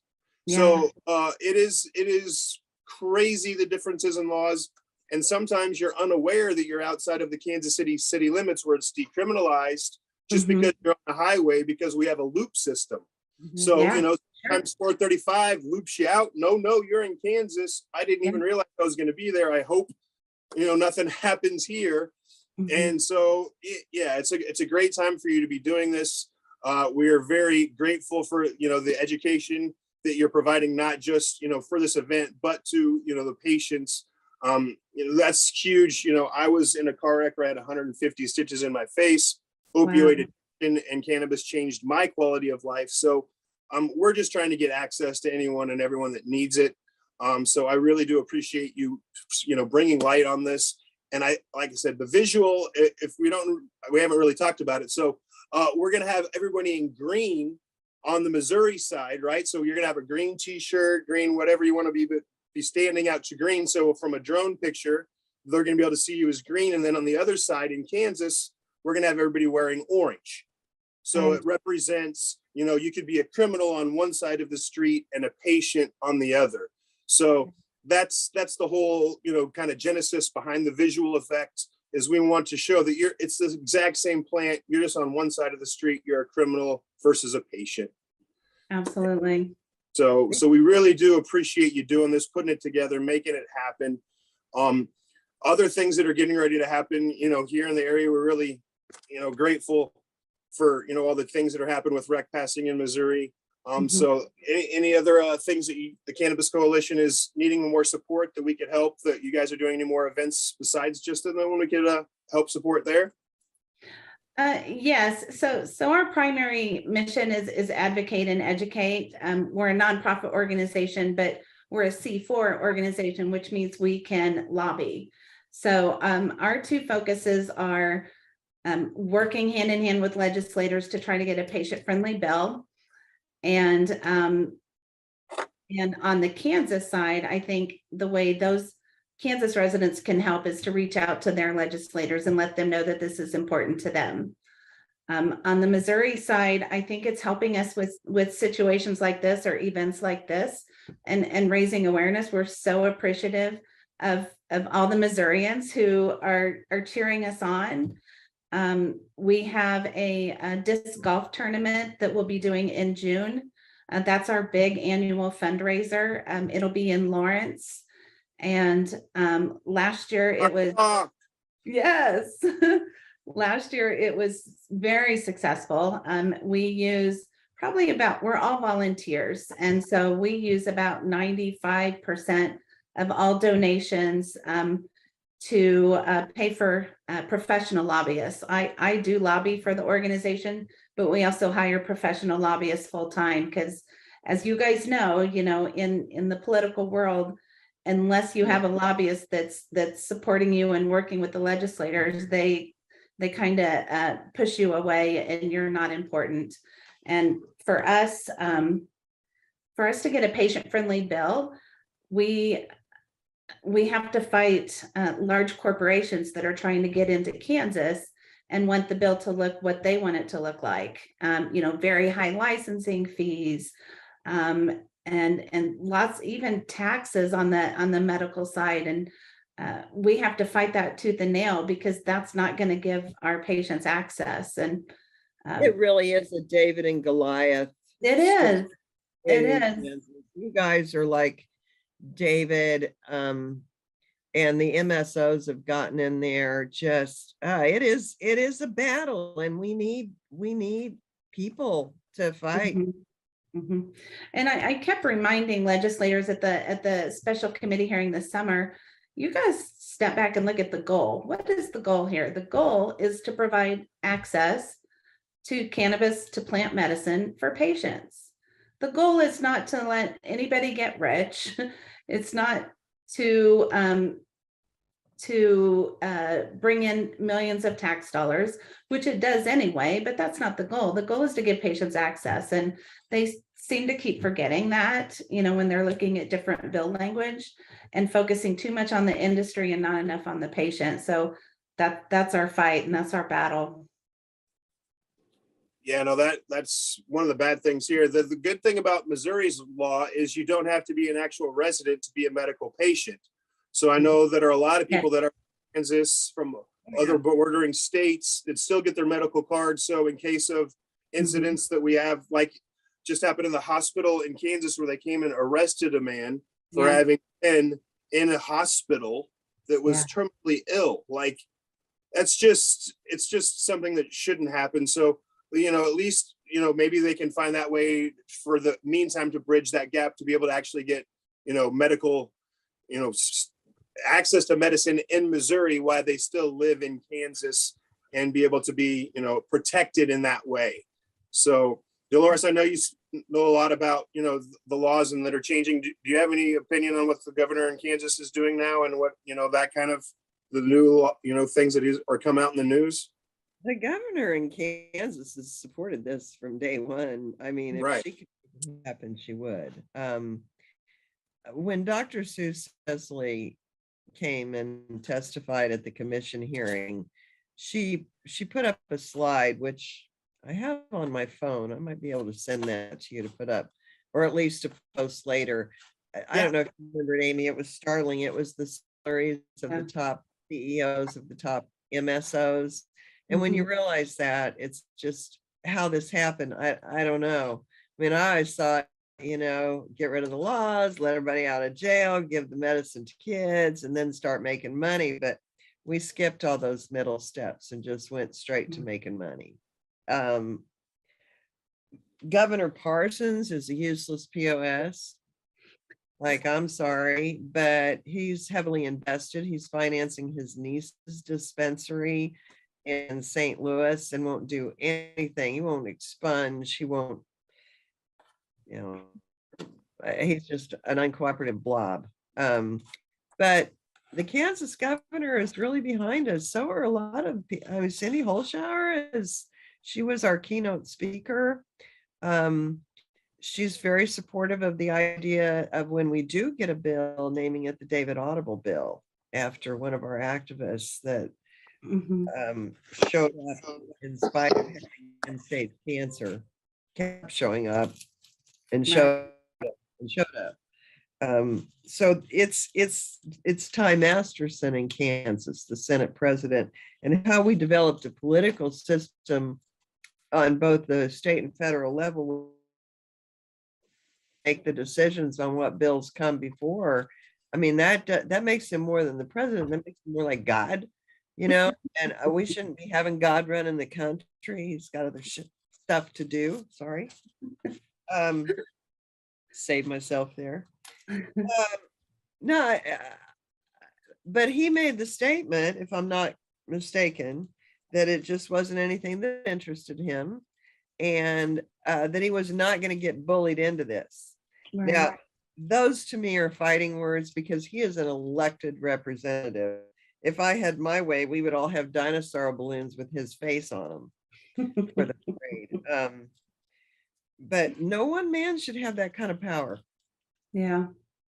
Yeah. And one thing that sets Kansas apart from Missouri is we don't have the ballot initiative. Right.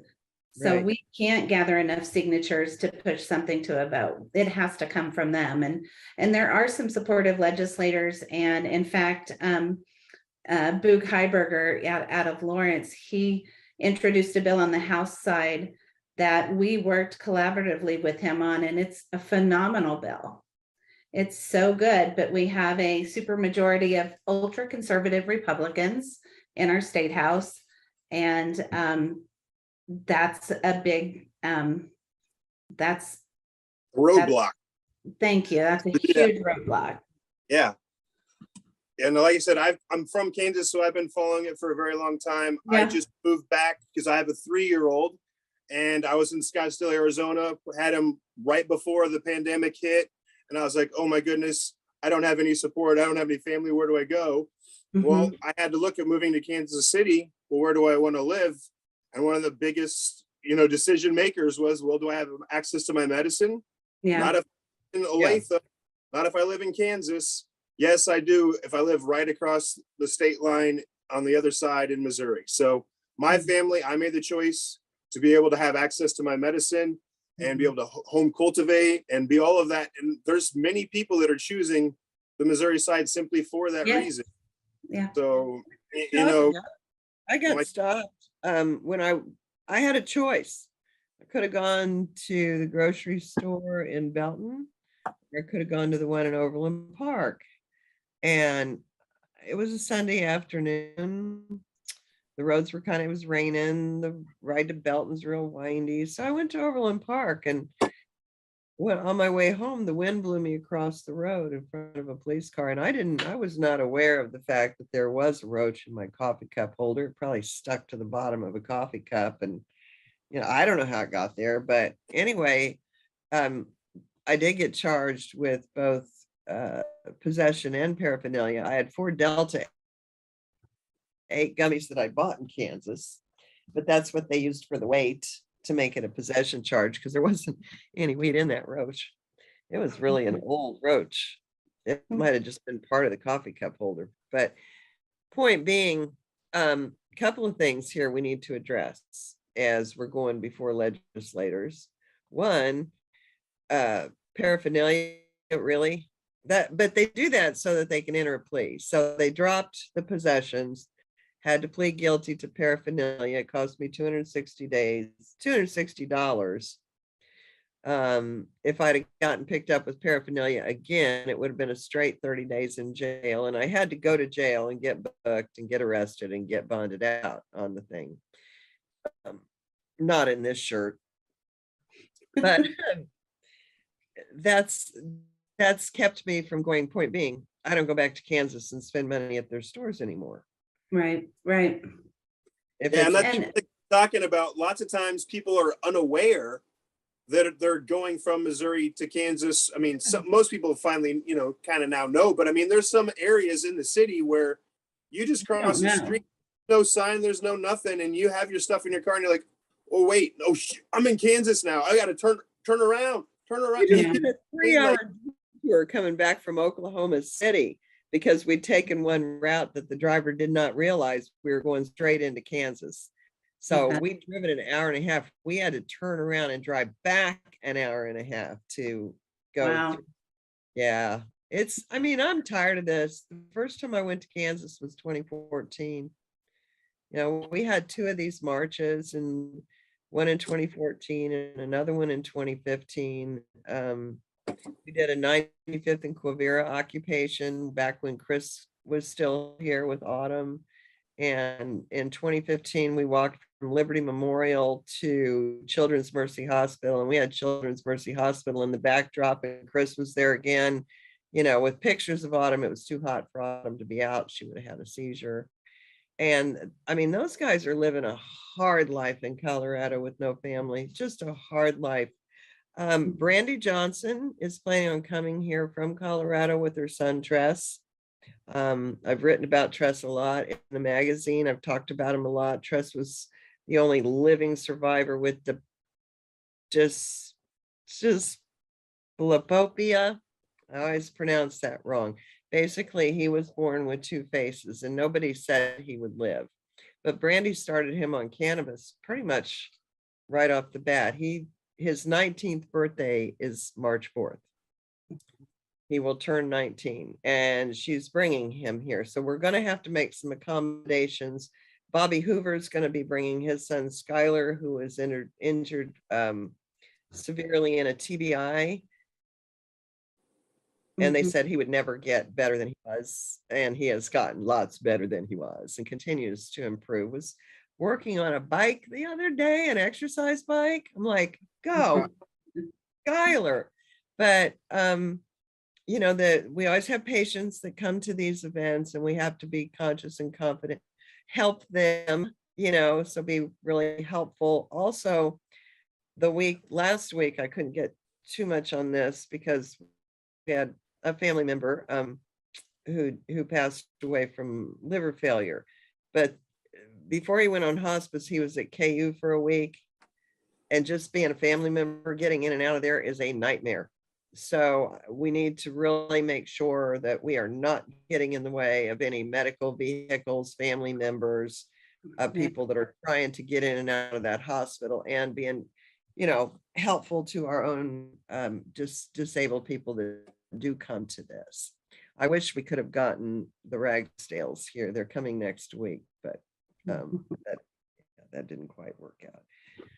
So a lot of people are going to be here that have been fighting this thing for a ridiculous amount of time. And I'm going to be calling for us to immediately start planning the federal. You know, 420 is coming up and that's great. It's a big party. Do y'all know the history of 420?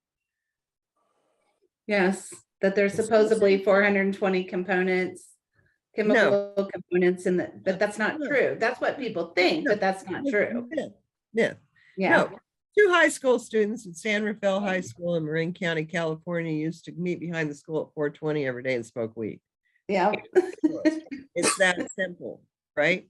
So I don't mind it being a party celebration, but on 8/2, that's when we need to get serious, because I have no reason to think that this administration, that we're going to get anything federally out of it, period. 8/2 is the anniversary of the Stamp Act, August 2nd, 1939. So that's going to make this 84th anniversary of the Stamp Act. So on 8/4, I want to start planning now. I'm going to throw this out there and hope somebody like you, Amy, picks it up. Because, you know, I'm almost 70 years old. I can't do this stuff on my own. My name's just Dolores at the end of my emails. I don't have any like fancy titles or nothing. I depend on throwing this stuff out there and having somebody catch that ball. But on 8/2 this year, we need to be in Washington, D.C. and stop this insanity. Woody Harrelson was on CBS yesterday morning at the Wood Store, his pot shop in Hollywood. And I swear it looks like a high-end Apple store. Yeah. I was really disappointed that he never said anything about the federal government. You know, Uh-huh. him, Willie Nelson, all those guys, they got theirs. They got theirs. Kansas is still trying to fight. So little kids and veterans. The other thing I want to say, and then I'll turn it back over to you guys. Chris Wolfenberger, our veteran, we all know and love Chris, was blown up in Afghanistan on video. It's a pretty dramatic video. Chris made the point that, Amy, you said at that intersection, it's 22 feet across. So one of the things we need to talk about and enter into the conversation is that every foot across that road is a dead veteran. So Chris was working on getting some veterans to wear their uniforms on the Missouri side and their orange on the Kansas side, because it's just an outrage that Mhm. all of the antidepressants, every single, get this, every single antidepressant on the market in America has a side effect of violence and suicide. And we wonder why we're shooting each other. And we wonder why our veterans are dying. Prozac, Paxil, those are, and Zoloft are the three #1 offenders. They do not have to be reported as violence for a side effect until five reported acts of violence by the person on the drug. So what, you go tell on your 5th person that you go shoot, they consider it a side You effect. can count it. That's crazy. So- And Chris does great work. I mean, answering the suicide hotline for veterans. He does that on a daily basis. He Wow. spreads, you know, just education throughout the entire network of veterans. And I know he's heavily involved with the Hip for Victory crew, Yeah. which is Mhm. fighting for veterans access throughout the entire country, working with the VAs. I've tried to work with them as well too, to just try to get veterans access. I know they are giving 10 grow tent setups, 5 I to saw that Missouri. today. That is so freaking cool. Yeah, so I'm supplying all the 10 people with their storing and curing kits as well too. Nice. So finish growing, they can store and cure their medicine properly as well too. So But we're I want you guys to seriously make this part of the conversation. We've got to start pointing the finger gun at Big Pharma on the violence. Yeah. We can replace drugs that cause them to kill themselves with a plant that will save their lives. We need to start blowing the whistle to the Kansas legislature about the toxicity of antidepressants. I thought it would be antipsychotics, but it's not. It's not the bipolar type meds. It's just the standard antidepressant that, you know, 2/3 of the country is prescribed. 70%. And then you talk about opioids on top of that. In Kansas, Yeah, not even to mention opioid deaths doubled from 2021 to 2022. It doubled. And then you look at 32,000 people die every year from prescription drugs. 85,000 die every year from alcohol. Guess how many die from cannabis? You guys know the answer. Zero. Yeah, we really need to start including, you know, all those statistics in all. Yeah, we're gonna have some signs at the March 4th event. We're gonna have signs with different statistics like that. Some on the Missouri side showing some of the positive stuff, and some on the Kansas side. Go ahead, Brandon. You share the statistic of how many people in Missouri have been expunged so far? That I couldn't believe, you know, obviously we're federal and that Biden obviously talked about that, but we're waiting for that to happen on the federal level. But can you say the number? I was pretty shocked. It was over 5,200. So in the state of Missouri, already 5,200 people have received expungement for cannabis crimes that were non-violent related. I'm correct? still waiting. To my knowledge, I haven't been expunged yet, but I went down and applied. And it's only been a few months, right? Well, I it's mean, required by June. crazy. You get in trouble if it's not done by June. It's Yeah, huge. I'm just saying it's pretty amazing that they've got that much done and got through process. And I'm just excited that more and more and more and more are getting released on a daily basis. And I'm just happy. So it's all the work that people like you guys do in this community to raise awareness that made this happen. So again, the event is on this Saturday. Yes. 1 to 4 at, what is the, Our House, is that? Our House KC, which is at 39th and State Line, right by KU Med Center. From 1 to 3, we'll be inside. We're going to have some patient testimonials. We'll have DJE doing music. We have some elected officials that are going to come, a couple of Kansas representatives and a senator. And then at 3 o'clock, we'll all go outside, line up either side of the street, do the video, and it's going to be amazing. Are we having plenty of orange and green shirts available to those that can't have their appropriate color? I won't say plenty. We have been to the local Goodwill stores and picked up several that are washed and cleaned and ready to wear. We have coalition t-shirts that we'll be selling at the event that are green. We have a few coalition orange t-shirts, not a lot, but we do have some. I'm sorry, Dolores. I want one of those. Okay, we got them.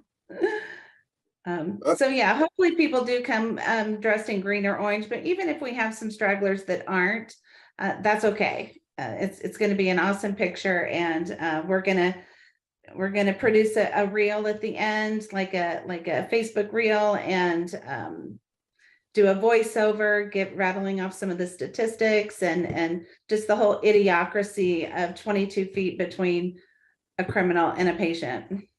So yeah, for those who, just to give you more of a bit of a visual, so State Line is 22 feet wide. On one side of the street, you're in Missouri. On one side of the street, you're in Kansas, but in both, you're still in Kansas City, the city. So that's why we're like, holy cow, this is crazy that it's really 22 feet, which is the exact number that is the number of veterans that take their life on a daily basis due to suicide. So all the things just kind of are like, wow, this is just too much of a synergy not to bring, awareness. And thank you so much for finding the place, the time, and getting it organized for all of us like Dolores and I that would love to support and be. So, and any final words before we tell everybody goodbye? I just want to say that this is a healthcare issue. So you talked about the location and how awesome it is. KU Med is in the background. So this another thing they just keep forgetting. This is all about healthcare and giving patients access. So perfect location. Everybody needs to come. We'll have cards out if anybody wants to give donations to the coalition. We'll take your money. If you're not able to do that, we'll take your body out there on the street. So it'll be good. My final word is that every arrest can end up in the death penalty right now. Our prison fatalities are up 49%. You had the opioid deaths up. Our prison fatalities are up equally. Those deaths are 62% suicide and opioid overdoses.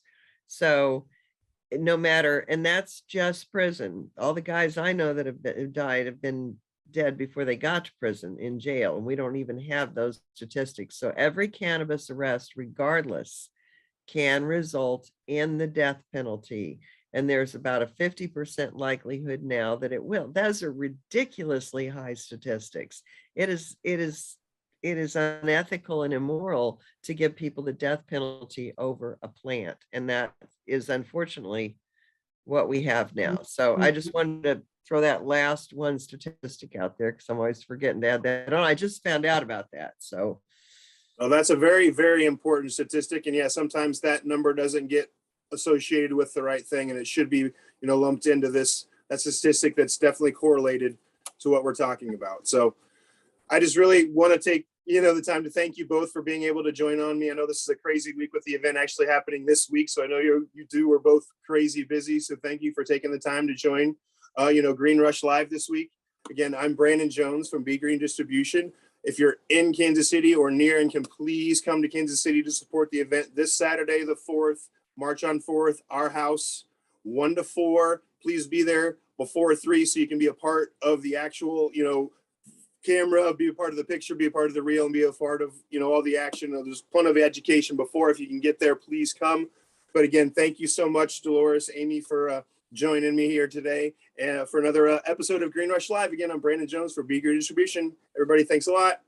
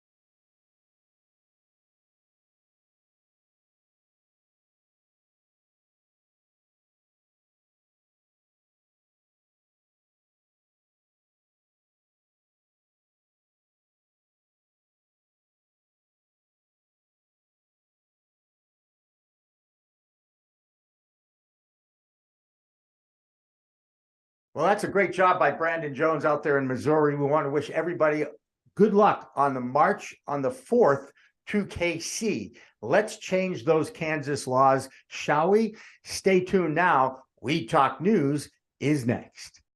Coming up on We Talk News this week, a Massachusetts dispensary gets robbed at gunpoint, the third for the industry in 4+ years.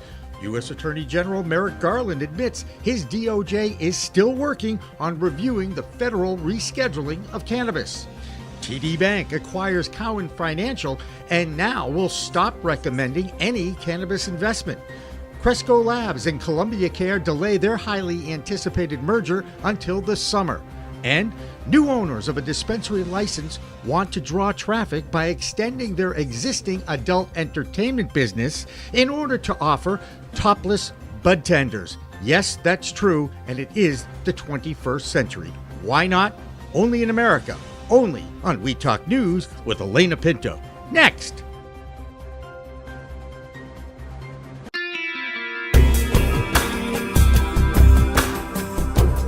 So for years, we've been doing manufacturing, financial services, medical, and so forth on businesses that stand alone, from doctors' offices to day traders to even small banks. And so when cannabis came along, all of the tools, skills, and miscellaneous that we learned in there, we were able to apply it for them. And for us, it wasn't that big of a problem or a challenge. It worked great. And so they just needed a reporting feature in one software, and luckily that the software company came through for us, came it back, and now it's become the backbone for our offerings, and it's worked out incredibly well.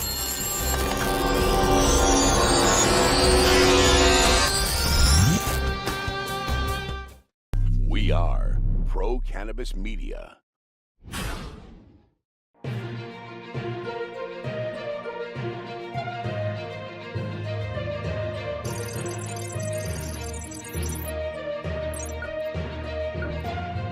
Hi, everyone. Welcome to this week's edition of Weed Talk News. I'm Elena Pinto.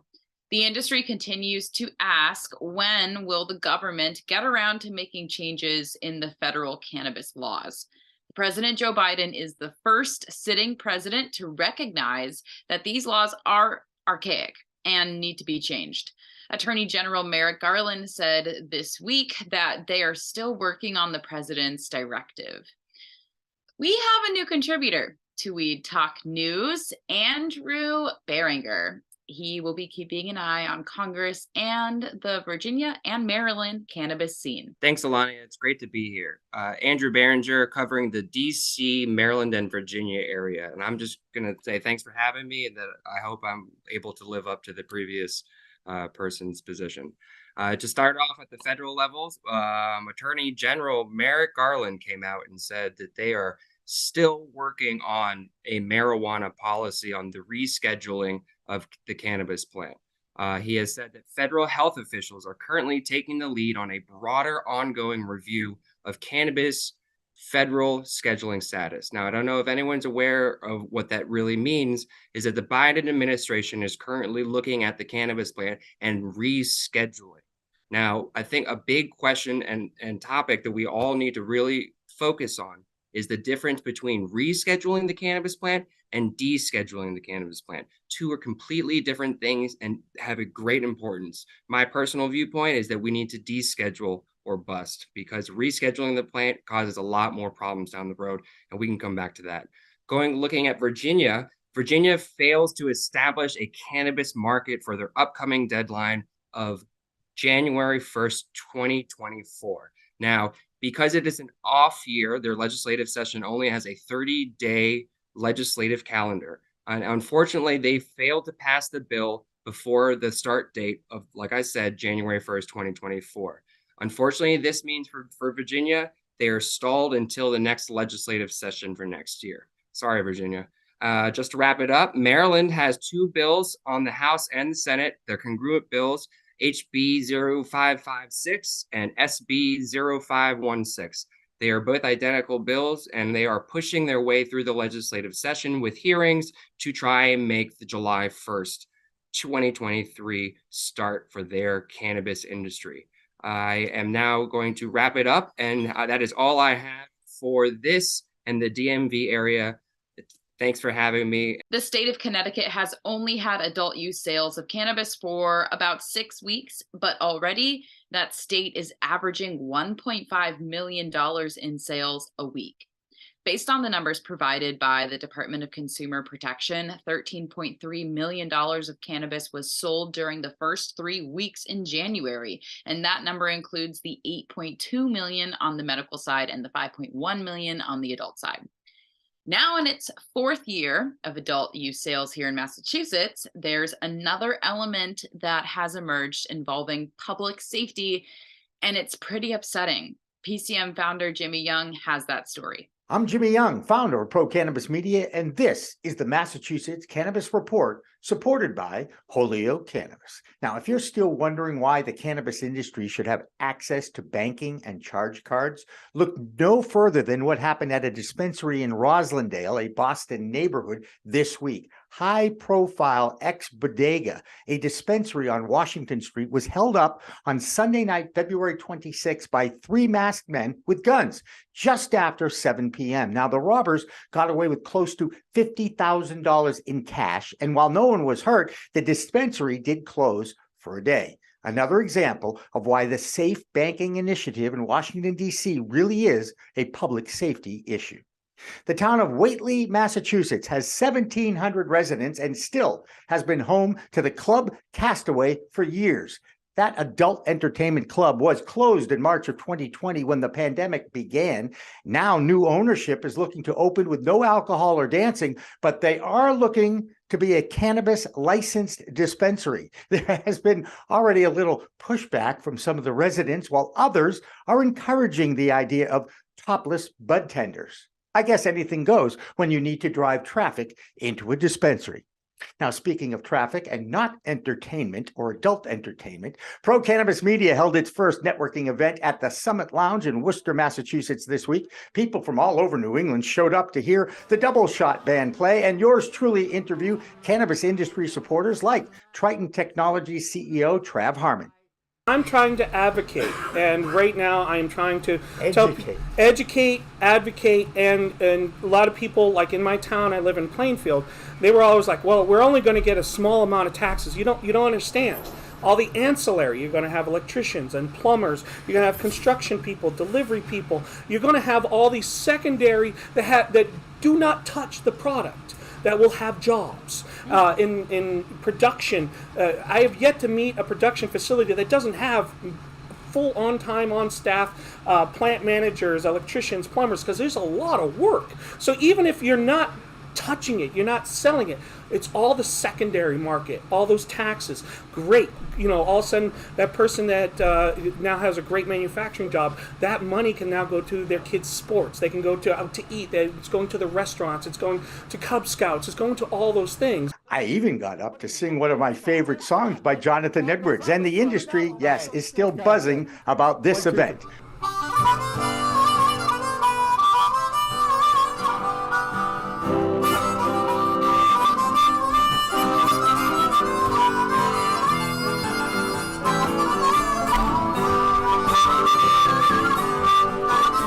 Gonna sit around in the kitchen, putting something good to eat, make my head a little high, make the whole day complete. We're gonna lay around the shanty, mama, and put a good buzz on. We are planning on doing a handful more of these types of events at the Summit Lounge over the next few months. It is the state's only private cannabis consumption lounge. That's the Massachusetts Cannabis Report for this week, sponsored by Holyoke Cannabis. I'm Jimmy Young reporting for Weed Talk News. Bay State Cannabis Report is supported by Holyoke Cannabis, Holyoke's finest cannabis recreational experience.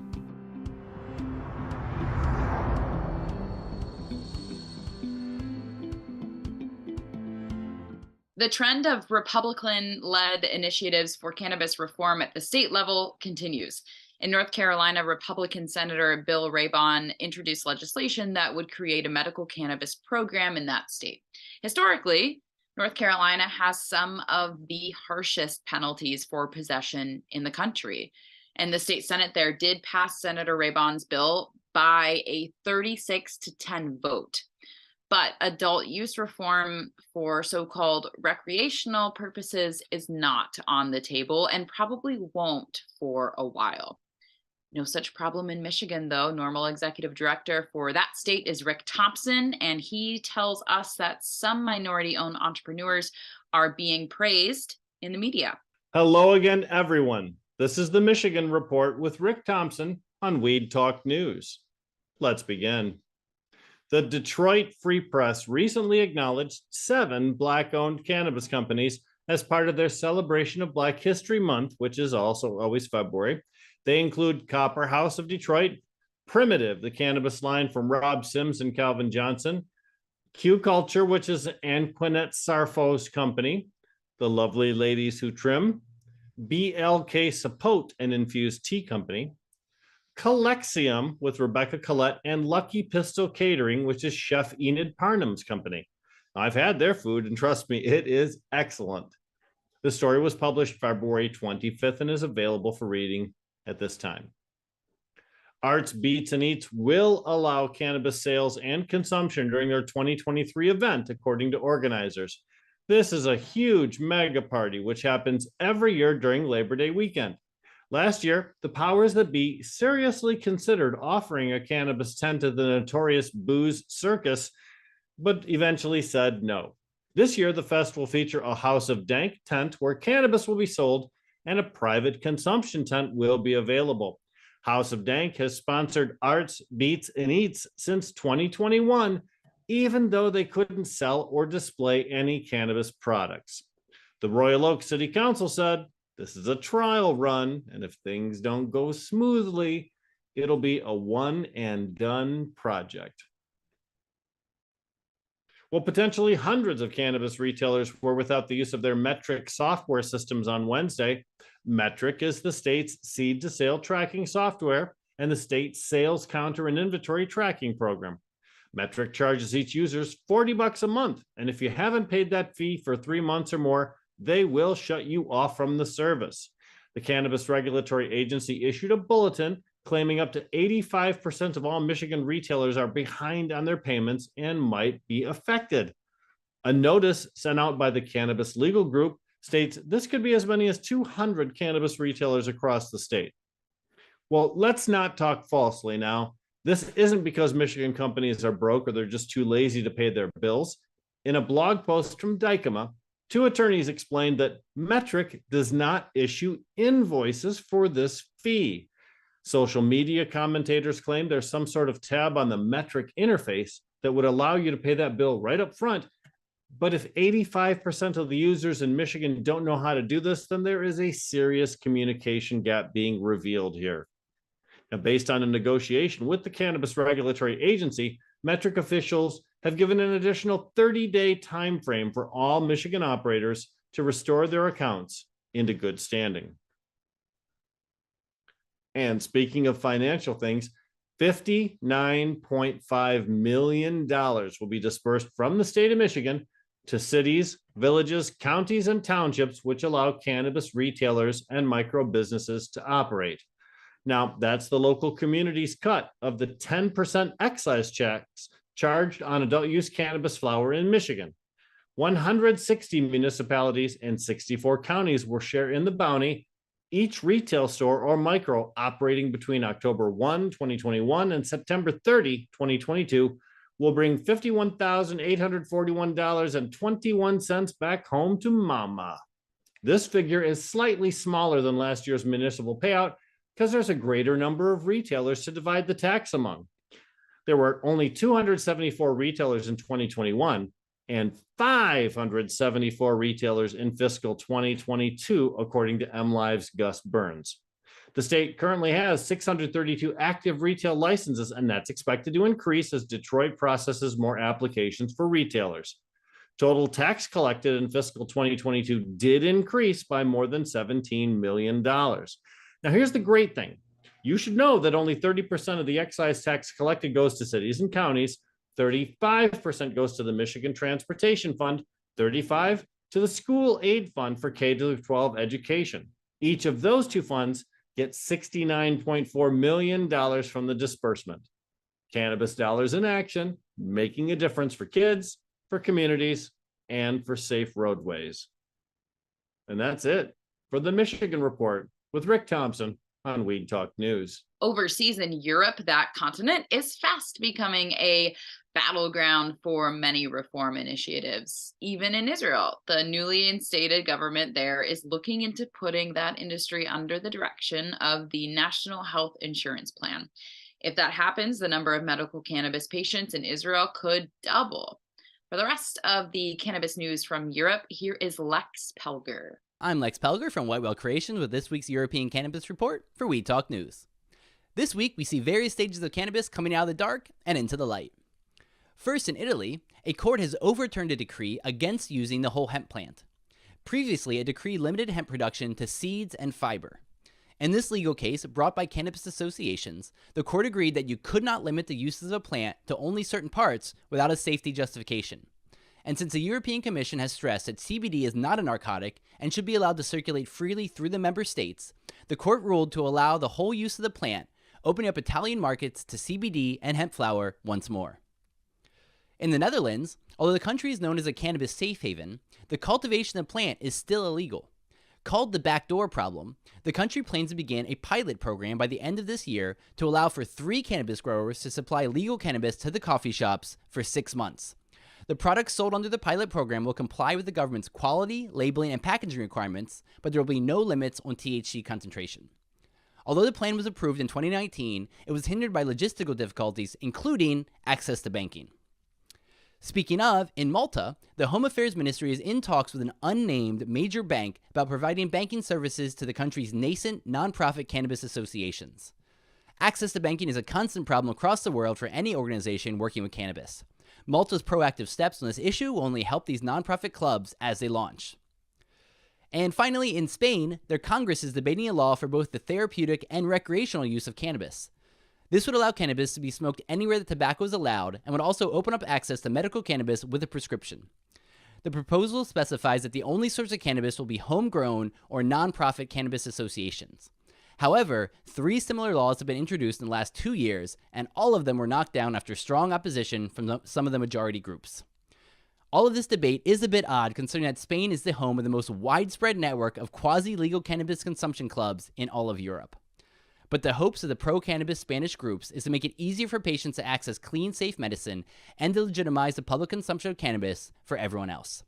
That's the European Cannabis Report for this week. For more on the science side, see my newsletter on Substack, Cannabinoids and the People. I'm Lex Pelger from White Whale Creations reporting for Weed Talk News. That big merger between Cresco Labs and Columbia Care has been delayed until the second quarter of 2023. The $2 billion merger between the Chicago, Illinois-based Cresco Labs and New York-based Columbia Care is delayed for some of the investment principals to divest from other companies before they close on this huge merger. The deal is not reported to be in jeopardy, but the close is now targeted for June. On top of that, TD Bank has acquired one of the first financial institutions to get into and support the cannabis business. It's the Cohen Financial Group, who will now stop recommending to invest in the industry. TD Bank did say if the federal government creates a legal industry, they will be happy to endorse it.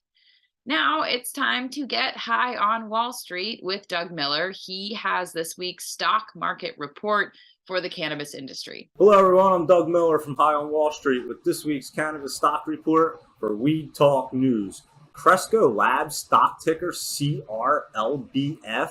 They acquired Columbia Care, stock ticker CCHWF, but they had to file an extension. It was supposed to go through March 31st, but they got an extension to June 30th. He put $185 million in the Cresco Labs. He's actually going to own the New York, Illinois, and Massachusetts entities. So let's look at the stock chart. Cresco Labs, CRLBF.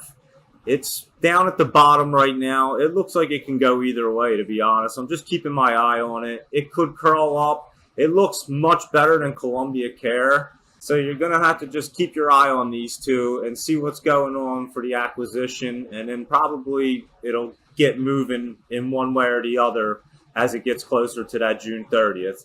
And that's this week's Cannabis Stock Report. For Weed Talk News, I'm Doug Miller. Okay, now let's turn to the Midwest, where Oklahoma has awarded more legal licenses than any other state other than California.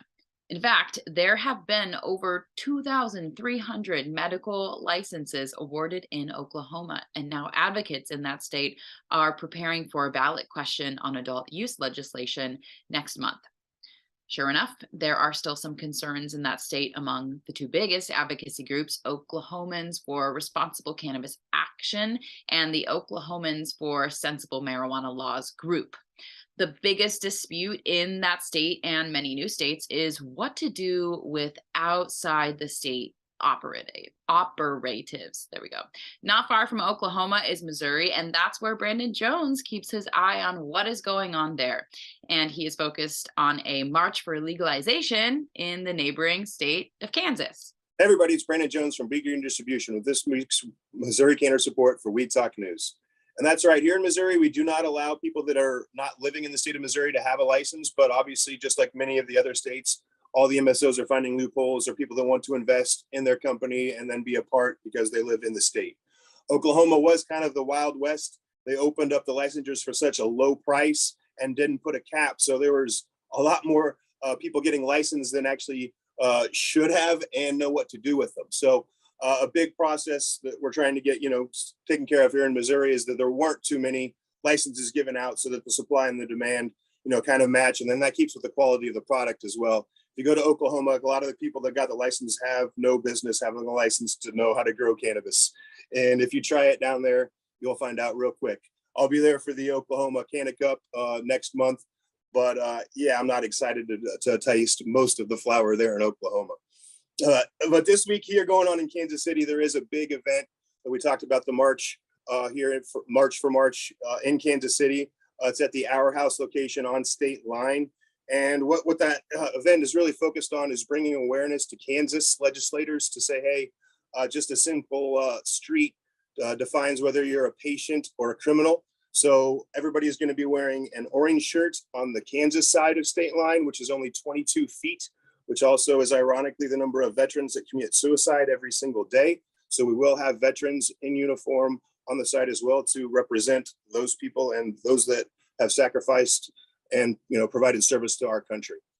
Then on the Missouri side, everybody will be wearing a green shirt. So you'll have orange on one side of the street.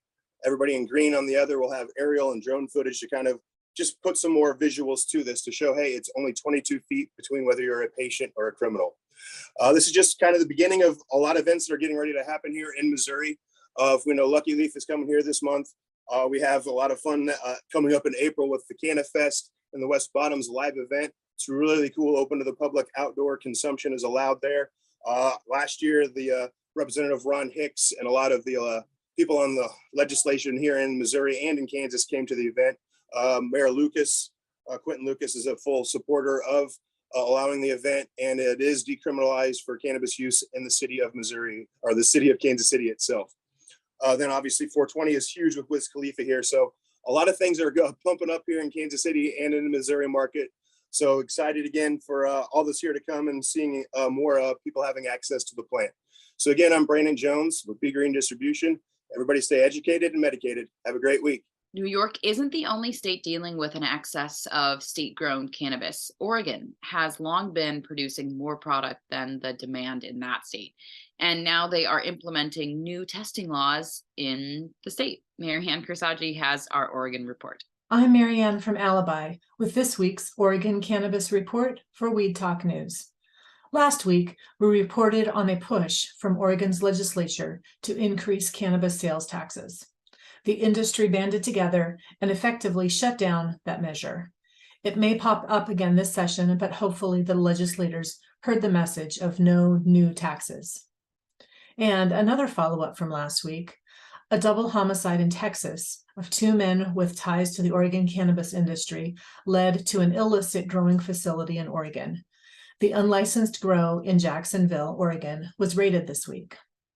And finally, Oregon's new testing rules became effective March 1st. The new rules include testing for microbiological and heavy metal contaminants. Many producers are worried about heavy metal contaminants because a lot of organic inputs contain heavy metals. There is no remediation allowed for products that have failed heavy metal testing. Of course, consumer safety is paramount, and it would be great to have a scientific understanding of how and if heavy metals are transferred from soils and nutrients into finished products. That'll do it for the Oregon Report this week. I'm Marianne with Alibi for Weed Talk News. And finally tonight, say it ain't so, Woody Harrelson. Yes, one of Hollywood's biggest proponents of cannabis use. The 61-year-old Harrelson has 38 years of experience in an Emmy award-winning career, right? And in an interview this past week on CBS Sunday Morning News, he said he has moved on from the plant after coming out of the cannabis closet 25 years ago. He explained the pushback he received when he started to advocate for his own use has become unbearable. Now, Harrelson is going sober, despite being a dispensary owner in West Hollywood. So there you go. That's it for this week's Weed Talk News. I'm Elena Pinto, and make sure you like and share and subscribe to all of the pro-cannabis media content. And of course, remember, it is a whole new world of weed out there, so use it responsibly. See you next time. Okay, The Vermont Cannabis Report is supported by another Green Mountain business, Cannatrol, winner of High Times Best Dry Cure System. Check them out at cannatrols.com.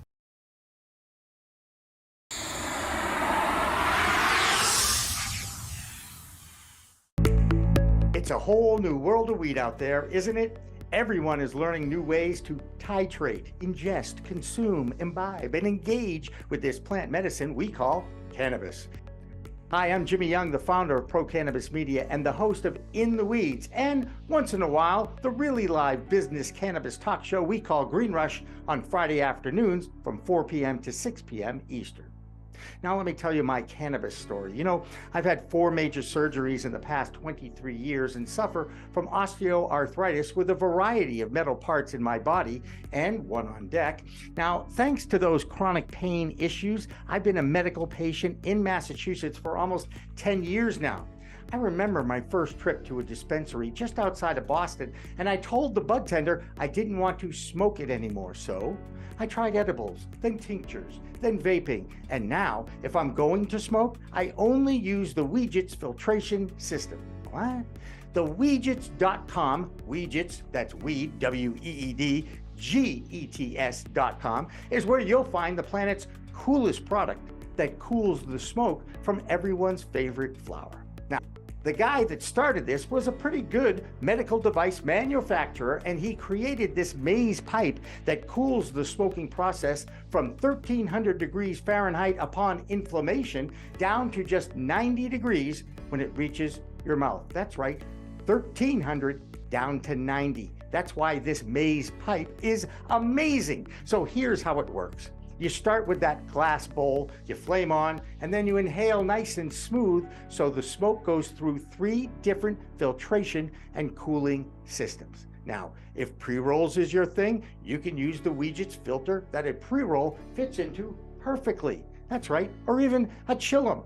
The more filters, the smoother the draw. Best of all is the price. You can get all this, or one or the other, for just a few bucks. It'll cool your smoke and you'll give your lungs a break. Now, add in the code of PCMTV and you get 15% off. So just go to Weedgets.com and check out the best way to enjoy a cooler smoke with less coughing and hacking and more peace of mind. All that resin and tar is collected in the polyurethane filters that are easy to clean with soap, water, and a few Q-tips. Your lungs will thank you, and so will I.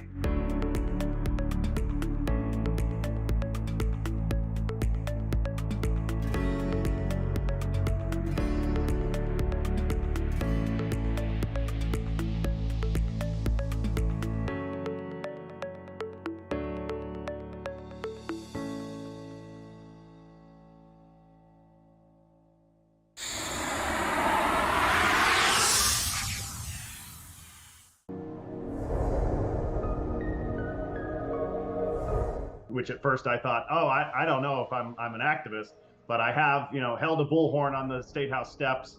I have frequently testified before the Cannabis Control Commission and the state legislature, and I'm not, shy about criticizing where I see, mistakes being made. So yeah, I think that's what differentiates me, just an appreciation for the plant. And then also I'm a cannabis entrepreneur myself. I've started businesses, so I've lived that entrepreneurial journey. I know how hard it is. It is absolutely a marathon, not a sprint. So I think that, I'm in the game, not just on the sidelines.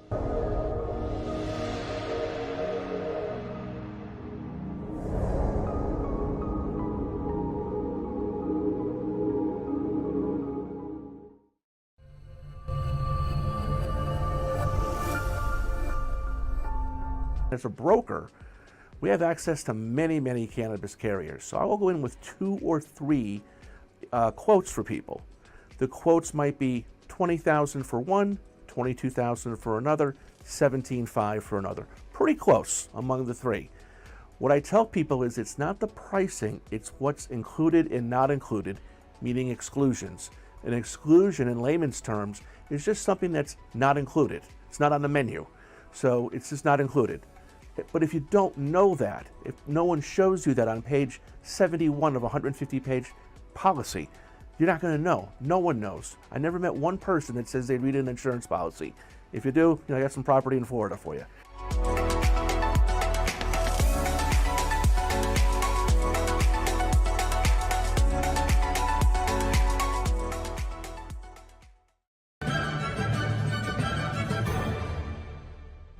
Weed Talk and In the Weeds are 2 productions of Pro Cannabis Media supported by Revolutionary Clinics, one of the top medical cannabis dispensaries in the Massachusetts area, now with 3 locations in Greater Boston, 2 in Cambridge and 1 on Broadway in Somerville. Rev Clinics has a patient-first mission. They will customize your needs as a medical patient with the proper titration and combination of strains, flavors, and products. Rev Clinics, where the patient comes first.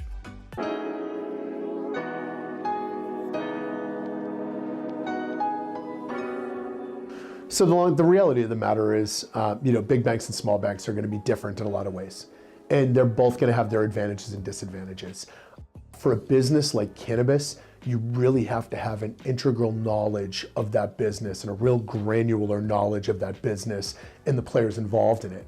And that's why if you look at the banks that are successful to play in this space in Massachusetts, they are smaller banks that are very heavy, intensified personal touch, human communication, where you don't get a lot of that with the bigger banks.